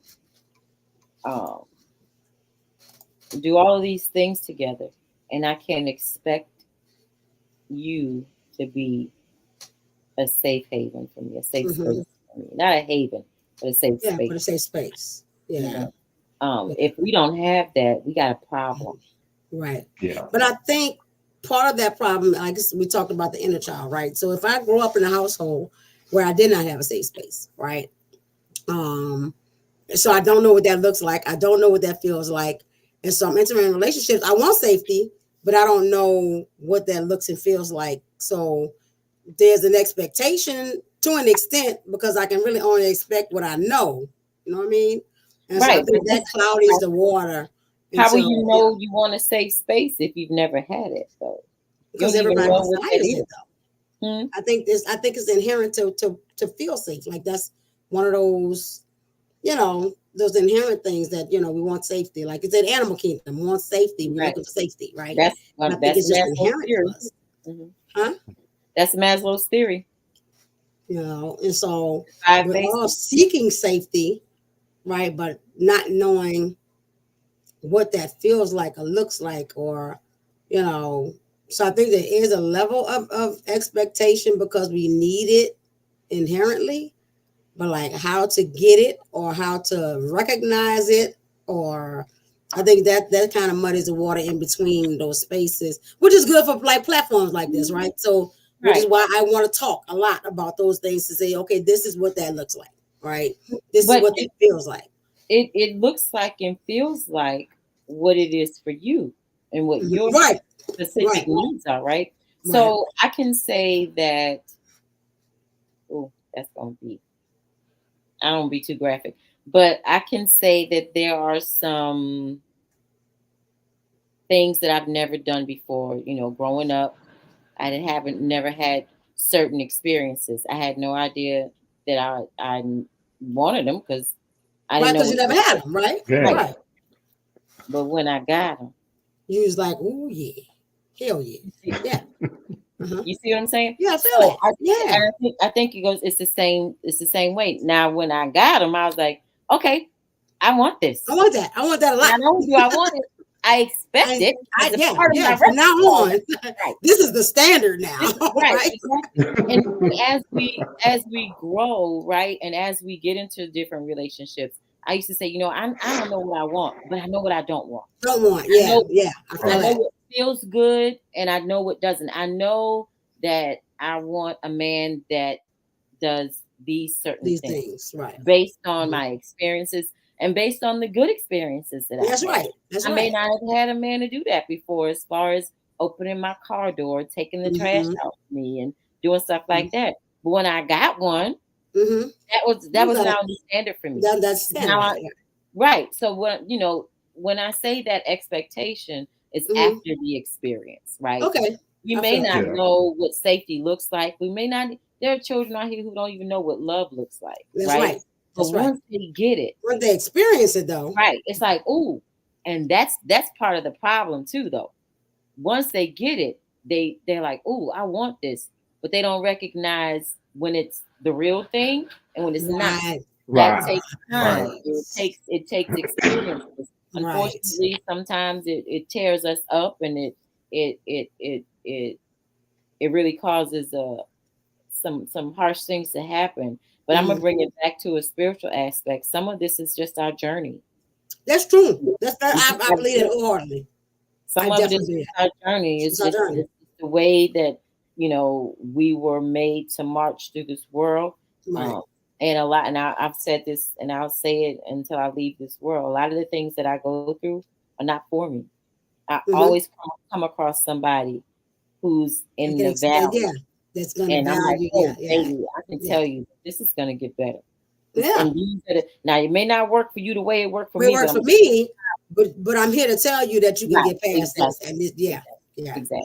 So I think that after we finally figure it all out, right? And life is life, and baby, life is gonna all day long. Things. It's just the way it is. But you'll learn what that looks like, right? Because you will experience it as you grow, and then the expectation can be there, and not especially if it's coming from somebody that you love, right? Right. And you're in that relationship, and you're like, okay, you're the one who showed me this. Don't hold back now. Right. Yeah. Get into it. You showed me that you showed me what safety looks like. Right. You showed me what love looks like. You showed me how and I trusted you that you were real in that thing. Don't be effing that up now. I expect that from you, so that when you don't, I'm in total shock. I'm like, what's going on? Yeah. Right. Exactly. So that's what I mean when I say that. That makes sense. That makes sense. Yeah. When he was talking about, I don't remember what number it was, but when he was talking about how, like, when you're in a relationship and you feel like that person in a relationship got your back, and I can remember explain this again. I have these conversations with a lot of young people because I think they don't have like a representation of what like love in a real relationship is supposed to be like. Okay. Because like Mo was saying earlier, like a lot of people, and you didn't say this, but I'm saying a lot of people when you're younger, the first time people really think they're in love is through a sexual experience. Right. They get that feeling and you know, you get caught up in that moment. Ooh, I love you, baby. Ooh, I love you. You know, but then when that wear off and now you've been with this person for like 9 months and you realize this mofo leaves drawers on the floor and she leaves plates all over the place. Then you're like, you know what? I really don't like you. You know? You're an asshole. You're an asshole. Is good, you know, but you dumb, you know. And then you like, then now you confused, like, what does love really feel like? I base a lot of stuff on music, and I told this one guy, I said, you don't really know what love is because y'all don't have love songs. Boy, baby, boy, Fred, you ain't been playing. Fred, I was talking to somebody. I'm gonna tell you after you finish. Go ahead. And he looked at me. I had everybody in that whole department turn around and look, and it was like, "What you talking about?" I'm like, "Y'all, you got WAP, you got Beyonce, a married woman, telling all of y'all don't need no man, stay single." Right. You know, none of y'all music, expresses love representative. How you feel and how I feel when I'm with this person. One of my favorite songs, and I tell anybody, this one song, if you're a man and you listen to this song, this is how you're going to want your woman to feel about you after you finish listening to this song. Patti LaBelle, If Only You Knew. You listen to that song, the first time I heard that song, I said, I want my woman to feel like that. Just like that about me. Right? Yes. Who else used to do that? Anita Baker. None of those songs, men and women, they never trashed each other. They didn't. They never said, ooh, I'm going to feel like this about you after we have sex. Right. This was, I saw you. Let me tell you something. Even the songs that were about cheating were still like love. It was still like, you know, me and Mrs. Jones got a thing going on. But they was in love though. You know what I'm saying? Yeah, but he really loved her. Right, but he didn't love her, right? So, like, yeah, because I listened to my old school jams like a few weeks ago, and I was like, this was missing. This is really was missing because there was all these, you know, even the songs that were about sex, but they were poetic, right? They were you know, metaphors, but you was feeling them. It wasn't like I'm just trying to hit it and quit it. It was literally like, girl, I just can't wait to really be with you, right? You know, and stuff like that. And I told them that some of them got it, some of them didn't. They're like, yeah, we got slow song. Beyonce got slow song. I said, yeah, you know what a slow song is? Me, myself, and I. That's right. That's all I got. And everybody just, I'm like, that's not a love song. That's a depressing song. Yeah, it's an isolating song. Mm-hmm. So y'all don't really know. Music expresses. Y'all know how I feel about music. Yep. Music expresses a lot of stuff. Mm-hmm. A lot of stuff. And I was like, y'all just reciprocated what you hear. That's right. Your favorite artist said, don't trust that. Mm-hmm. Right. Yeah. You know, he ain't shit. You know, these hoes ain't loyal. I mean, what Kodak D said that song? Broke dudes don't deserve none. You know? Oh yeah. No. I know that's right. You know, but all this is in the back in the well, shit, I can go all the way back to the 60s and 50s. Yeah. They didn't say nothing about you having $1 million. Nope. I just wanted you to be a good man. That man was trying to get a garbage man. Yeah. You know, I want you to be a good woman. So, when he wanted to get his barbershop. Right. He said, yeah, baby. So they don't know. And they like, well, I don't think my man got my back. So I was like, okay. I was like, if you get into an argument out in the street, what does your man do? She was like, well, he just stand there. He don't say nothing. He be looking at me like I'm all crazy and stupid. It's like, so if you and your wife get into an argument out in the street, what do? I go take her for my wife. Right. I was like, if we got a fight in the street, I was like, she could be dead wrong. But guess what? Yeah. If we fight in the street, we whooping ass out there in the street.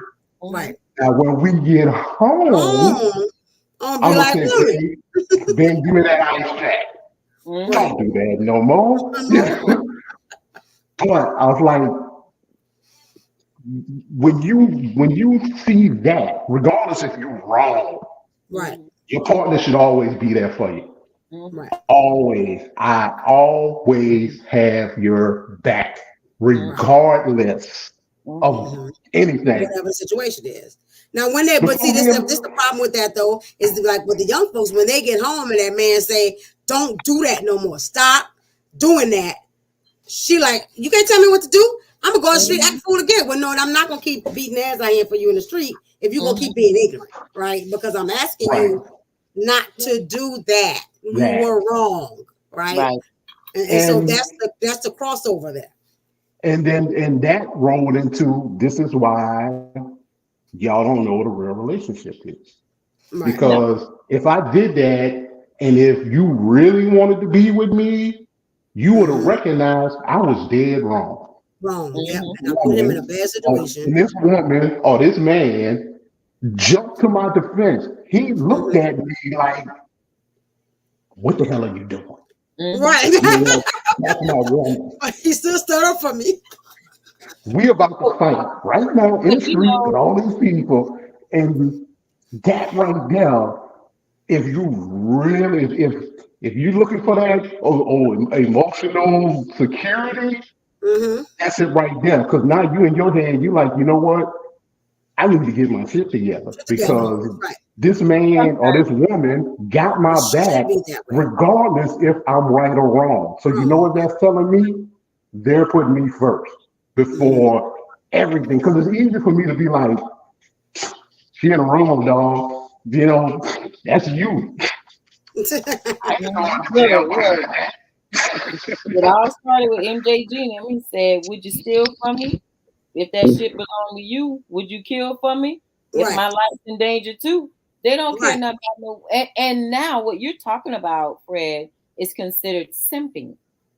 Yeah, I was just about to end with that. Yeah, if you do that now, oh, you're a simp. What? Yes, you know? And I'm like, so when did protecting the person you claim you love become being some kind of move? So I love you, but I'm gonna sit there and I'm gonna watch you get beat up in the middle of the street. Right. And that is what's confusing to me, because again, you don't want to pick a lane. I want to be protected, but when you protect me, I'm gonna say you're a weak nigga, right? You know, I'm gonna act like, you know, that don't matter, you know, and all that. Like, pick a lane. Which one do you want? Yeah. So in order for me not to be a simp, you know what? We just probably not really gonna go out in public. Yeah, no, we just not gonna be out in public that much. Yeah, I ain't gonna go nowhere with you. I'm gonna go with my boys. Because if I get into a fight helping my boys, I'm the man. But according to you, I'm jumping in your defense, but now I'm upset. Because I should have let you get beat down. Right. Because women nowadays they go toe to toe with men. They gonna learn today. They gonna F around. You better recognize. I got women that I was in the military with that would tell you when we got in the middle of that sand pit with them sticks and they got busted upside the head. That's why the men fought men and the women fought women. Fought women, that's right. Every now and then when a woman comes out, I can beat you. That's right. Check it out. What happens? It's a lot. Not saying that it didn't happen. I don't want to get me too. But 9 times out of 10, you're gonna lose that fight. Hell, it's men that I can't beat. Right. So why would I think a 125 woman could beat up a 255-pound man? Mm-hmm. No. I feel that. Check this clip out. Did you have both parents growing up? Nah, I barely had my mother. What does it mean when you barely had your mother? Like my mother had like 3 jobs. She'd go to work during the day, get home like 3, 4 o'clock. Then she'd go to her little part-time. Then she'd get home at like 9:30, 10. And then she'd go to her nighttime job. And we, bartending, whatever she did at night, we don't know. She'd just come back home at like 4 or 5 in the morning, 6 in the morning sometimes. She'd come home 8 in the morning. We gotta get ourselves ready for school type shit. You dig what I'm saying? So like 5, 4, we was raising ourselves. I've been trying to find good people for so long. I'm tired, bro. I would say this. It's a 100%, bro. It's so okay to be tired. I got, you know what I'm saying? You ain't got nothing left. You ain't got nothing left to give. I'll tell you this, bro. I'll be it. Like whatever you need, dog. Like you just want to talk. Like I for sure can't hoop with you. I'll go out there and pass that hoe. Like what we're saying is, bro, like we want to be those people. Bringing you here wasn't about this. I wanted to talk basketball and hoops, but dog, folks love you, dog. Nobody want to see you go through this. I think the thing is, man, like so many times as black men, we are asked because of talent to carry everybody. We are not made to carry everybody. Black women are asked to carry everybody. They are not made to carry everybody. Dog, it takes a fucking village, bro. And at some point, you gotta have somebody who don't need shit from you, who don't want shit from you, who want to see you win, man. Like we don't do this for us. Yeah, like you want to build these things, but it's about these conversations. It's about bringing people on here and letting them tell their story. What we saying is, man, don't give up, and we won't give up.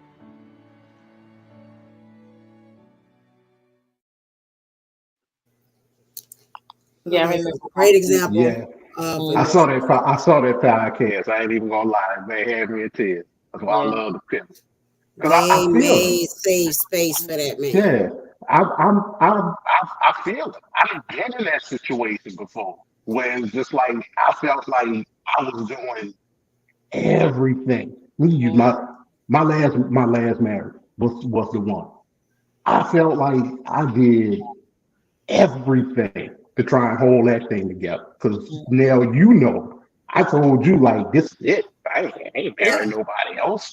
This was the one. And the way it just kind of fell apart, it was what we was talking about the other day. I poured out my heart and soul. And then when Mad Day came, just like bah, bah, bah, bah, bah, bah, bah, bah. And me being me, I'm like, whatever, man. But yeah, at the inside, I was crushed. Because that's why what Mo was saying earlier, sometimes the people you with and the people you give that trust to ain't always the people you're supposed to be with. But they're all, like I say, they're there for a lesson. Yeah. To show you. Just to have some purpose. This is not what you need. So then when I found the person that I've been with for over 20 years, I wasn't looking for her. Hell, when I first met Daphne was at work, she was going off on her manager, and I'm like, who the hell is this crazy lady? I was stay the hell away from her. I was staying the hell away from her. 20-something years later, here I am. But you know what? I was always able to talk to her and all of that. But yeah, I felt him on that because I got to that point. I was like, bro, you know what? I'm done. I am done. Like I had nothing left emotionally. It was just, I'm like, it's just gonna be me. I ain't worried about it. I literally said, you know what?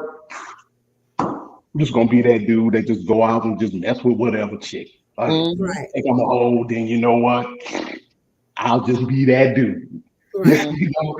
And I'm only gonna worry about the people that's worried about me. So that was just gonna be my little family circle. That was it. And I was going to just emotionally clear from everybody else. If you date me, don't think you're getting married. This ain't even gonna be a long-term relationship. I'm not never get married. That's where I was at. I was at that point. To my family, I was gonna be the best person on the planet. But if you would have asked anybody else out in the street, they'd be like, I can't stand that. Really? That's exactly what they were gonna be saying. Because like I've seen women when they're done, you know, because like the emotion just come out. You're like, I'm done. I can't do it. But I kind of was like him, you know. It's just slow because you fighting all of that back because it's like I done gave everything, you know. I done gave this. I gave, you know. Like Mo said earlier, I was butt naked in the street. And you know, and it backfired. Right. You know, and now it's like, damn, you know, like I can't do this no more. Tired. Yeah. Right. I feel that. And when I watch it, when I watch that, I could see like the whole time he was talking before he even got to this, that was hard for him to even say all of that. Like he's metering it as it comes out, and it's, you know, he even wants to cut some stuff off, but they holding their hands out. They're like, his safety can bring it, right? Yeah. Which gave him the strength to continue to talk, right? And all that. And so that was just a perfect example of feeling safe enough that he was exposing himself completely. Right. You know, and that's what people need. And even in your friendships, like we talked a lot about, you know, relationships and stuff like that. But like, you know, even in friendships, y'all know our little crew, that was a safe space. So we could talk about anything, anytime, no judgment. Like it was like, you know, I know this the crew I could come to and talk about the junk, right? No matter how bad the junk is and all that. And so we provided that safe space for each other, right? And stuff like that. We provided that for each other's children, right? And stuff like that. I know, even though my kids don't hang out with Uncle Fred, I know they know if they need to call Uncle Fred, they can call Uncle Fred, right? And stuff like that. You know, that's an emotional safe space. And partially because Uncle Fred take care of Mom. Right. He makes sure she's good, right? So there's evidence there that that's a safe space. And all that. And I just think in all of our relationships, like, it's necessary. It's necessary. You know, no matter how long we're not talking, I know you're still a safe space. Yeah. No doubt. What is it for though? I mean, if we're in a, you know, if we're in a relationship and we're supposedly relating to each other, what are we doing if we're not able to do that? We gotta understand the difference between a relationship and an association. Right. There's a difference there. People I associate with, I mean, we can hang out for days. Yeah. We have that, you know, that doesn't mean we have those spaces where we actually relate to one another, each other, right? right. So we may not have a relationship, but we cool though. But you don't get that part. You don't get that part. I don't feel safe there. I mean, I've had friends that I thought were safe spaces, right? And you pour your heart out, and then over the next 6 months, you start hearing your story. Yeah. Tell it to. No, right. You know what I'm saying? That's painful. Especially when you're like, damn, I was vulnerable. I was really opening up, Right. Damn, that's messed up. You know what I'm saying? But, the same thing with both of you. You had situations in your life where you learned what that felt like. One, by not having it. And you ain't got no water. That's when you want it the most. When you got the water, let's just stay back there for days. I'm so thirsty. As soon as you ain't got no water, you're like, God dang, this Kool-Aid all right, but I want some water. I need some water. Have it. You're like, this, this pain that I'm feeling, I want the opposite of this. I may not That's right. I don't know what it looked like. Yeah. But I know what it feels like. I know I don't like this. Right. Yeah. Right. Yeah. That's a very and I mean, and at the end of the day, just like that, like I said, I remember that I watched that whole podcast live when it happened, and I thought that was so cool because at the end, that was all he really wanted. Yeah. Like you want somebody to be like, bro, look, if you need me, I'm here. I don't want nothing from you. Yes. That part right there. Yes. That part. I don't want nothing from you. I'm just here for you. Yeah. And I think, and that's a big thing because most of the time when people talk to you, they want something. Yeah, they wait on the opportunity to say, yeah. So all of the, hey Mo, how you doing? Going? By the way, can I? And in your mind, this was coming.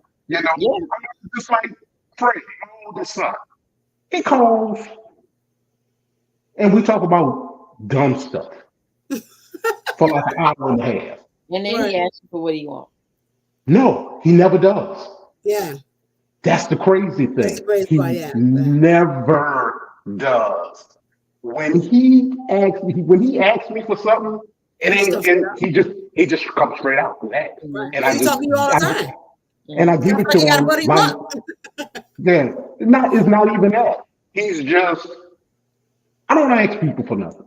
If I can figure it out, I can figure it out. Trust me, if I call you and say, hey, Mom, I need $150. Know that you are the last person in my Rolodex that I dialed. That's him.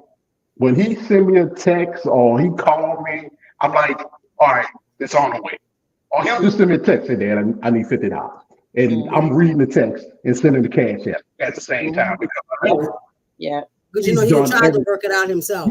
Yeah. He's called me, asked me, told me what the situation was, and 20 minutes later, we done figured it out. Okay. Oh, okay. I know what I can do. Never mind. I'm good. And see, I just needed to talk to you. Yeah, I just need to talk you through. Yeah. So you got to process it out verbally to figure it out.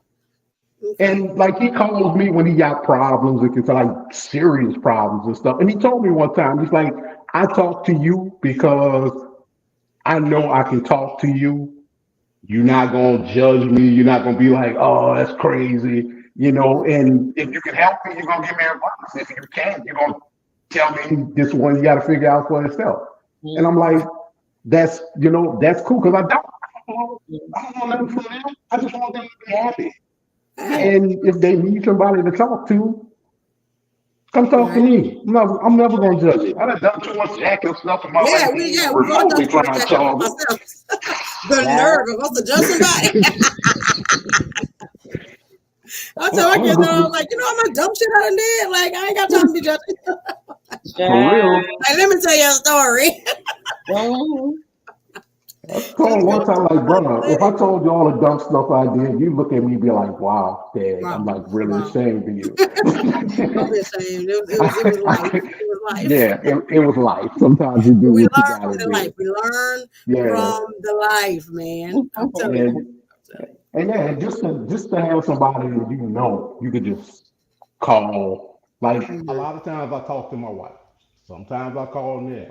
Sometimes I call Brian. It just sometimes it depends. And I think that's one other thing that we didn't talk about when, especially when Mo was talking about, you can't get upset if your spouse actually goes, like, not some outside, but not the work wife or something like that. Like, I call Brian, but and then I go back and I tell Dad to be like, well, why you didn't talk to me? This was a situation that I knew Brian could help with. Right. Because some stuff you can't help me with. Yeah. Right. It's not that I didn't tell you because I didn't want you to know. I didn't tell you because this wasn't a situation. It was better suited for this person. Right. Yeah. Right. And that's the other thing too. Emotional safety doesn't mean I tell you everything. That's right. That's the boundary part that you was talking about. Right. Like some stuff, I'm not gonna talk to you about it. Not that I don't want to. It's just you can't help me with this. You can't help me with that. I might tell you that I'm having an issue and I talk to somebody about it, but I might not come and seek advice from Fred about breastfeeding. I probably won't. Right, exactly. Right. It has to be appropriate to the thing, right? Right. Yeah. If I'm feeling like I just not the mechanics of it, I just don't think I can do it. Like the emotional, because you need another woman who didn't been through breastfeeding, so we could be like, girl, that's some hard shit. Exactly. The bonding is great, but like, I can't help you with that one, bro. Sometimes, you tell that to somebody. I'm going to use that. You tell that to somebody, and they'll be like, "Oh my God, how could you not want to breastfeed? Oh my God, that's awful. That's the best thing for your baby." And then you're like, "Damn, I just really wanted to be able to be transparent and tell somebody, and be like, I won't do this no more. I know the nipple crack. Right? I'm tired. I'm engorged all the time, and like that shit hurt, y'all. And this baby will not latch on for the life of me. Right. And I just don't know what's going on. And I'm tired. Right. So, I may not want to quit. Right. That's right. But I just want But you need to process what's really happening. Honestly, how I'm feeling about it. Right. Yeah. I mean, I'm like with nursing. People think, it is a great job. And I do love taking care of people. But there are some days when I don't feel like it. Same thing with therapy, right? I don't feel like it. And then and you get people, if you don't feel like taking care of it, then you don't never got into the you know what? There you go. Just I'm from the no bullshit therapist. Fuck you. You know what I'm saying? Because we are human beings too. Yeah. Sometimes I don't feel like it. Right. And just like somebody that's working with machines that may not feel like going to work and being an engineer. Sometimes I sit in front of my camera, I'm like, Lord, I don't feel like doing this, but I show up on the camera and I'm doing and I still do my job once I'm there. And it's beautiful once I get there. Yeah. And once I get there. there. Also once I'm into it, because I'm like, I'm in my element, baby. Let's do this, right? Yeah. And but that don't mean when I sit down, I feel like it. All the time. Exactly. And I told clients that before, like, I appreciate you so much because when I started this session, I really didn't feel like it today. But you had such a great session and all that. It reminds me of why I do what I do. There you go. I appreciate you. But someday I want to be able to say those things, like, freely. even as far as being in any particular religion or being a believer. Some days I don't feel it. Oh my God. Your faith is low. Somebody done put a rule on. I'm just being a human being. That's all. I'm just a human. That's it. Yeah. I've had days. Some days I don't want to be a parent. Some days I don't want to be a therapist. Sometimes I don't want to be nobody's sister. Like there's days of in everything. You just don't feel like it. Right. I remember telling Shirley one time, like, you know what? Some days I'm tired of being a Christian. Yes. And then I realized what I said and who I said it to. What you say? So I paused And she went like, some days I don't feel like being a Christian too. And I'm like, okay, I'm not by myself. That was close. That was close. But no, I've said that. I said it one time before. Lord, I don't feel like being a parent today. What? Yeah. You don't love your children? That's not what I said. Yeah, and this is me. I'm like, dumbasses. Not that I don't love my kids. Sometimes I just don't feel like being bothered with them. Okay, I don't always feel like answering dad questions and doing dad stuff. I'm a human being. Okay, like today, I hated my job. Today I really did. I took 50 breaks today because it was just because normally I'm on the phone and I'm helping people. Right. Today it was nothing but complaints. People saying y'all ain't doing this. You stealing my money. And I'm sitting on my dude. I just talk on the phone. I'm not that's not above my pay grade. No problem. Ain't got nothing to do with it. But then I had to remember you was in a bad situation. We trying to help you get out of a bad situation. It's not moving as fast as you think it should. It took you years. It took you years to get into debt. Guess what? It's gonna take you a couple of years to get out. You know, it took you 10 years to gain 65 pounds, but you want to lose the 65 pounds in 30 to 45 days. That's not how it works. I can remember somebody telling me I was unpatriotic because I said I didn't always like my time that I spent in the military. I didn't like it either. But that's you're serving your country. And I'm like, and sometimes that service sucks. It's like, I'm like, it's at the end of the day, it's still a job. There it is. And it's some days I don't like it. It was days I didn't like being in charge of people. Like, thank you. You know what? I can remember one day I told my whole little recruiting team, "Hey, look, y'all just do what y'all want to do." And I walked off. Like it today. I didn't feel like it. That's all right. That's all right. That's called being human. And I wish people would allow other people to be human. You know, I had that same thing. There's a lady I follow. She's a psychologist, and she's so funny. But she had one day, but she posted something that was like, you know, I want to let y'all know that I am team. You go low, I'm going to go way low. Okay, don't think just because I'm a psychologist that I ain't got feelings. And come in my office and let me show you if you want to. Right? And so I'm looking at it. I'm like, gotta go to the comments. That's unprofessional. Blah blah blah blah blah blah blah. You know, I'm like, yes, my therapeutic sis. Like, you know, my colleague. Let's go because I'm human too. Don't come in my office thinking I'm not a human being. You're not gonna talk to me crazy. You're not gonna act no fool. No bullshit is in my middle name. Like, so I'm not going. When I say I'm not gonna bullshit you in your therapeutics, so you're not gonna come at me being crazy either. Right? Exactly. And so, but the amount of, and I'm sure you get it again as a nurse and all, right? That you're supposed to have this certain persona or this certain, you know, characteristic that, you know, I am kind and I do love serving people, but don't get it twisted. Because Ninth Ward never does still exist in there. And if you wanted to come forward, I won't mind losing you as a client either. Don't come with the shits. Please fire me. Please. Yes. I know. My sister's a nurse. My mother's a nurse. I worked at a nursing home with my mama. I know.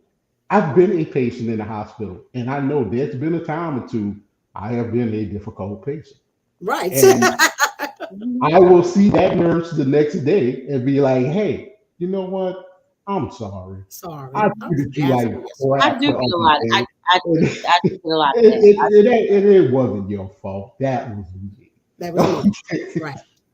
You know, because that's a hard job. You taking care of a human being and don't want to be in the hospital to start off with, and vice versa.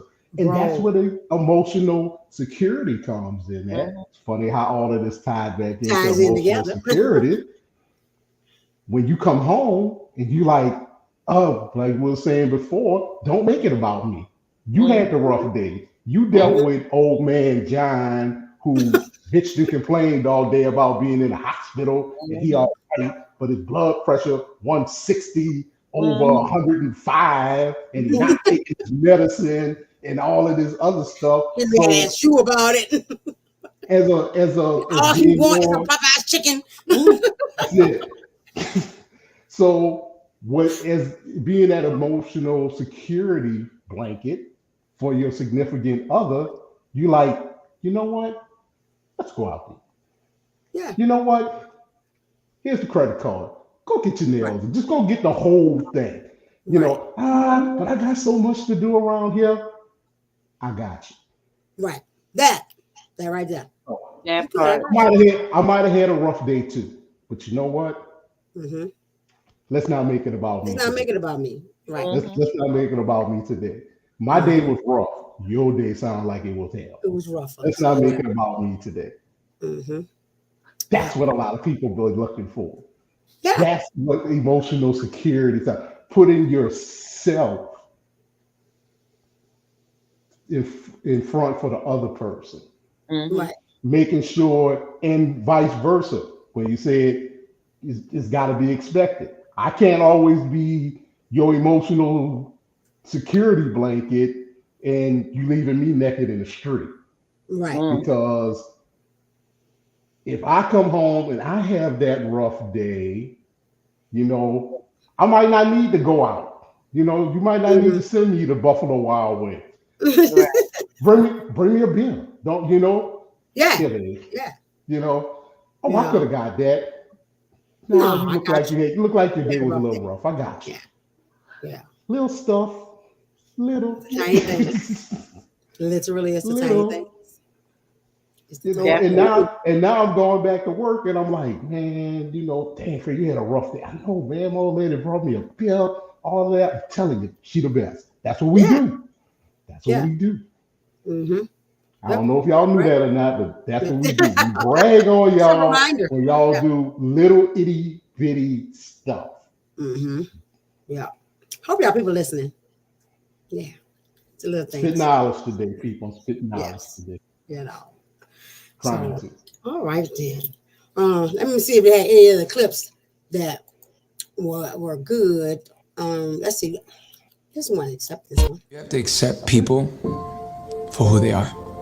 And what I'm seeing is a lot of people are getting to know people, are getting relationships with people, are getting familiar with people, and somewhere down the line begin to try to change those people to fit what they want from those people. But if all the frustration you're feeling in your relationships because you fail to accept them for who they are. Because two things are going to happen when you accept people for who they are. You're either going to accept them for who they are and decide that you want to do life with them, or you're going to accept them for who they are and recognize that you may not be able to do life with them. And it may not be an extreme as in totality, but maybe in this particular role. So there are some people, just practically speaking, are better off as just your friend. There's some people that they're just better off at staying your coworker, not becoming your bestie that you go out with.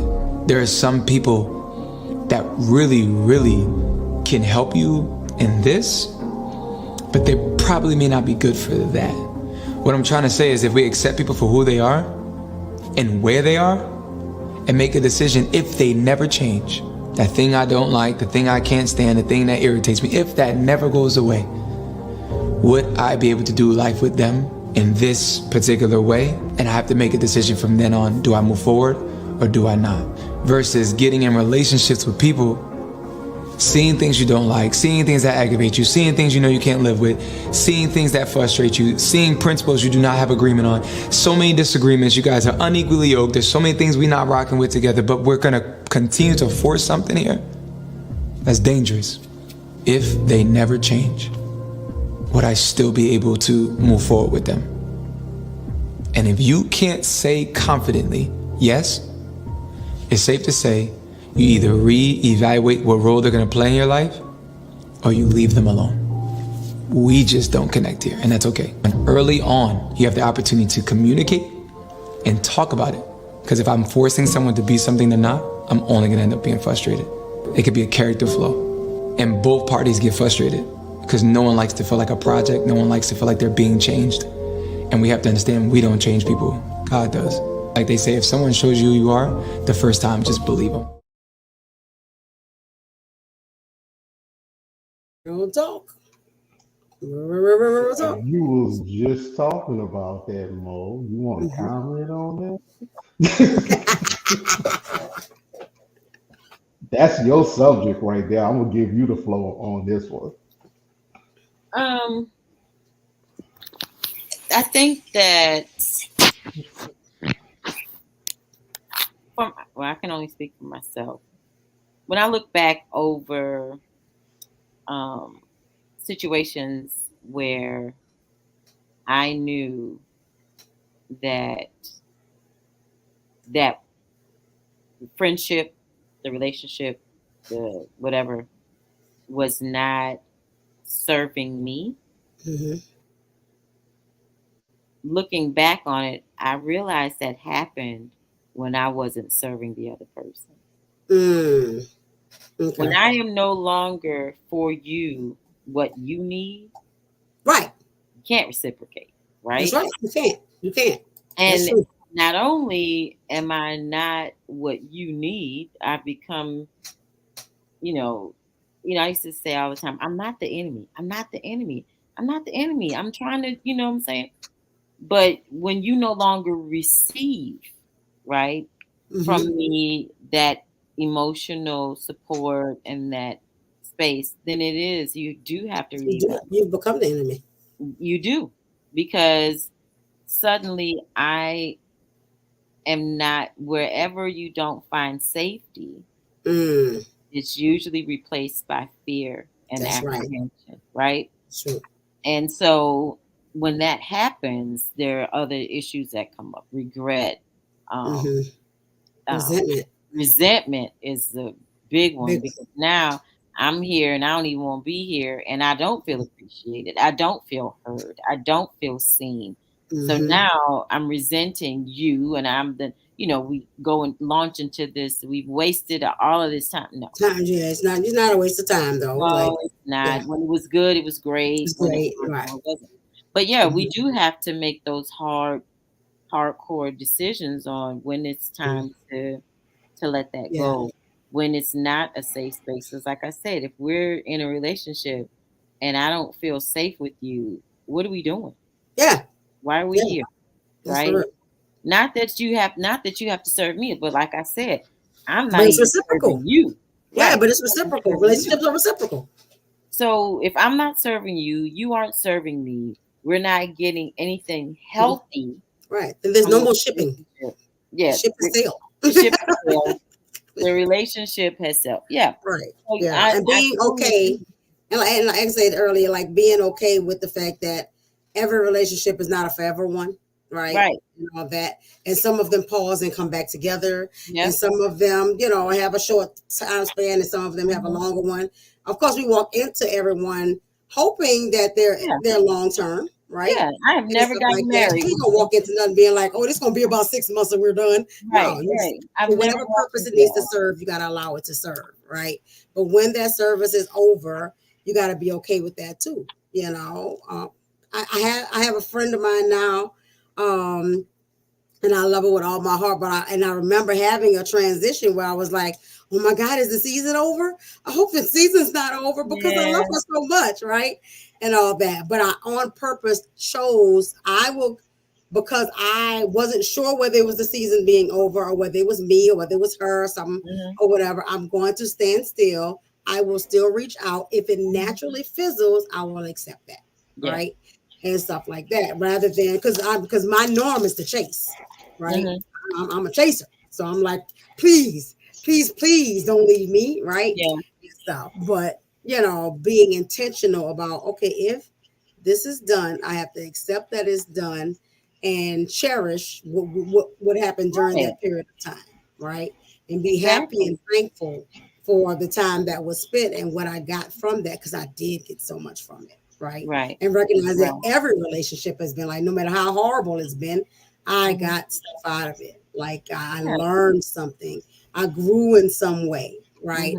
Being okay with that, it's not a waste at all. None of it is a waste, because God has put something in me because of that relationship. Right. Or like you said, and I'm a storyteller, even in my therapy practice, where I'm like, okay, here's a situation I went through.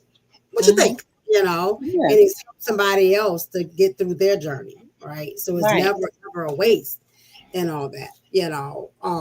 I just think also, like we talked about, like not my other thing too, I was thinking was, you know, when you say if I'm not serving you, I also recognize because of my own stuff, I easily become an enabler, right? Like it's my go-to, enable the person, right? Because I think I'm helping, right? And so in learning that I am naturally an enabler, now I have to look and say, okay, am I not allowing this person to go through whatever it is they need to go through because I keep saving them, right? And that's the thing. We think we're saving these people. We're not. We're not. Because guess what? You might save them out of this situation, but they're coming back again. They still got to go through the thing. And that's they don't go through the thing, they don't get the lesson. Exactly. So stop trying to scoop them up. Like, let me let God be God and sit down. Thank you. Yeah, let me sit down somewhere. Yeah, I'm not the savior. It's not helping. You're right, you know. But it is difficult to let those situations go. You are a chaser, I'm a runner. As soon as I see your stuff start to stink a little bit, they'll be like, please. I already know. I feel that pain coming. And then I'm wrong sometimes, right? Yeah. I'm not always right about it. But I'd be like, ooh, wait a minute, wait. This feel like I'm out. Felt like a rock. Was that a rock? It was probably a feather. But I'm not running after you. Just go about your business. Right. And sometimes I leave relationships too soon. And I don't allow that grace that I speak about. Right. But, you know, we live and we learn. We learning. Right. Because I'm learning how to not be in ships that are sinking. You know? My therapist was like, why you go down with the ship? I'm like, oh no. She said you're trying to save it, but you're saving it with a shot glass. Trying to put the water. I'm the magnet of broken birds. I mean, I was like, there's some energy around me that attracts people that have that are broken, and I'm like, come here, let me pat you up, and then they wind up giving me their ass to kiss. But I'm like, man, no more people that need help. You need therapy. Go to therapy. I'm not doing no. I'm not no. We're not no more fixer-uppers. No more fixer-uppers. No more bad investments.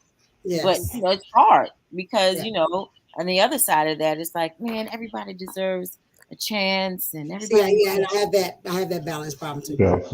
Yeah. And it's funny that Mo was saying that because I was a runner. Like I'd get in relationships with all the best intentions on the world. But when I start and for me it would be when I start feeling like I'm not wanted. Like, oh, you really don't want me around here. Oh, you ain't got to tell me twice. And you'll come home and be like, Fred, where you at? Oh man, I moved to so and so. I've been playing in this escape for weeks. But it's just it's just running from that. It's a familiar feeling. Yeah. But sometimes it comes from within and not without. You're like, well, about that time for you to start effing up. Let me pack my shit and get ready. And that person may not even be doing that. You know what I'm saying? Yeah. And in my last marriage, I decided, not running no more. So then I became the enabler. I became the chaser.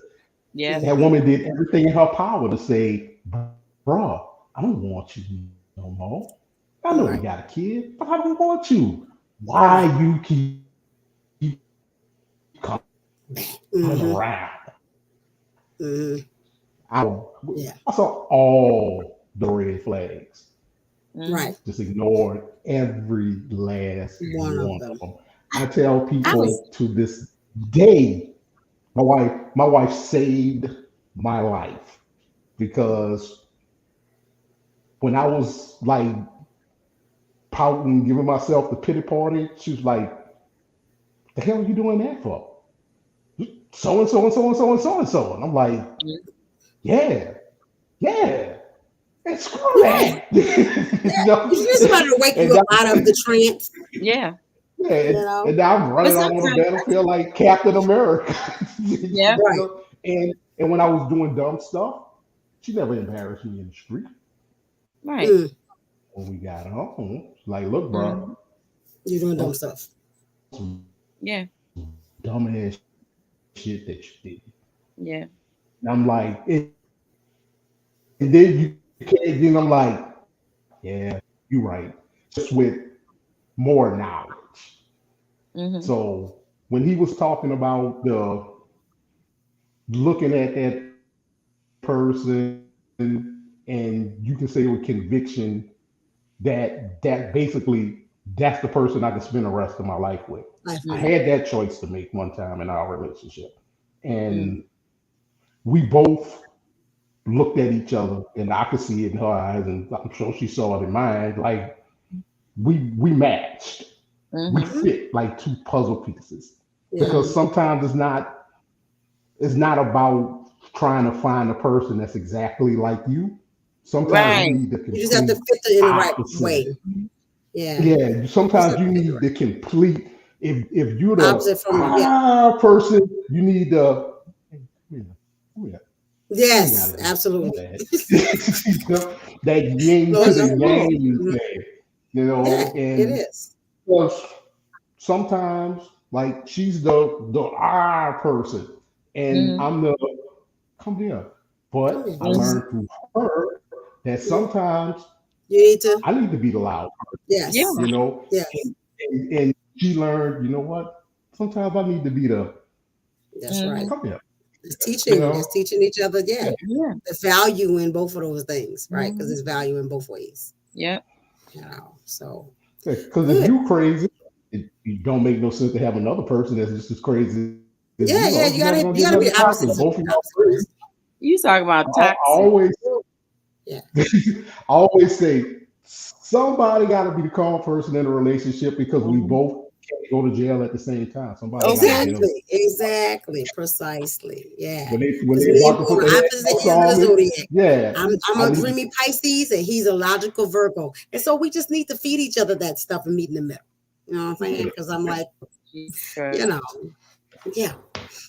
so, but yeah, this was good. It's running around 10 o'clock. I appreciate everybody for being here as usual. Y'all, my fam. Thank you for having me. I enjoyed this time.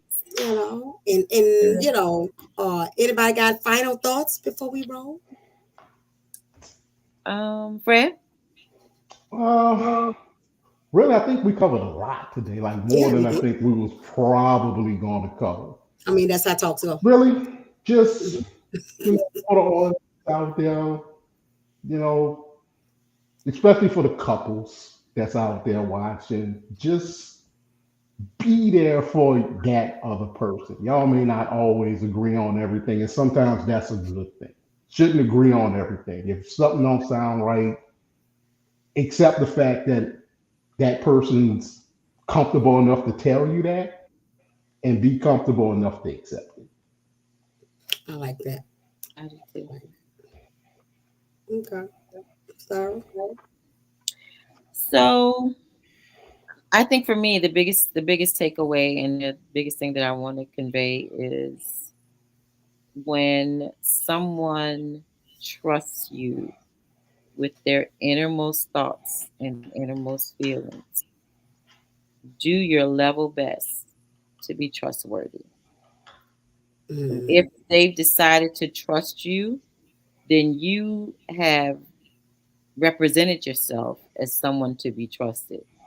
So just remember that, right? Just remember that there's someone whose reputation, sense of pride, possibility of embarrassment, not even out to the outside world, but just to them, that you hold.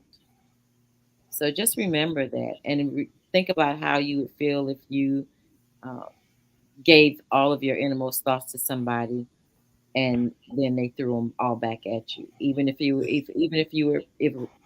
was done privately, it was difficult enough to to bear themselves and bear yourself out the gate.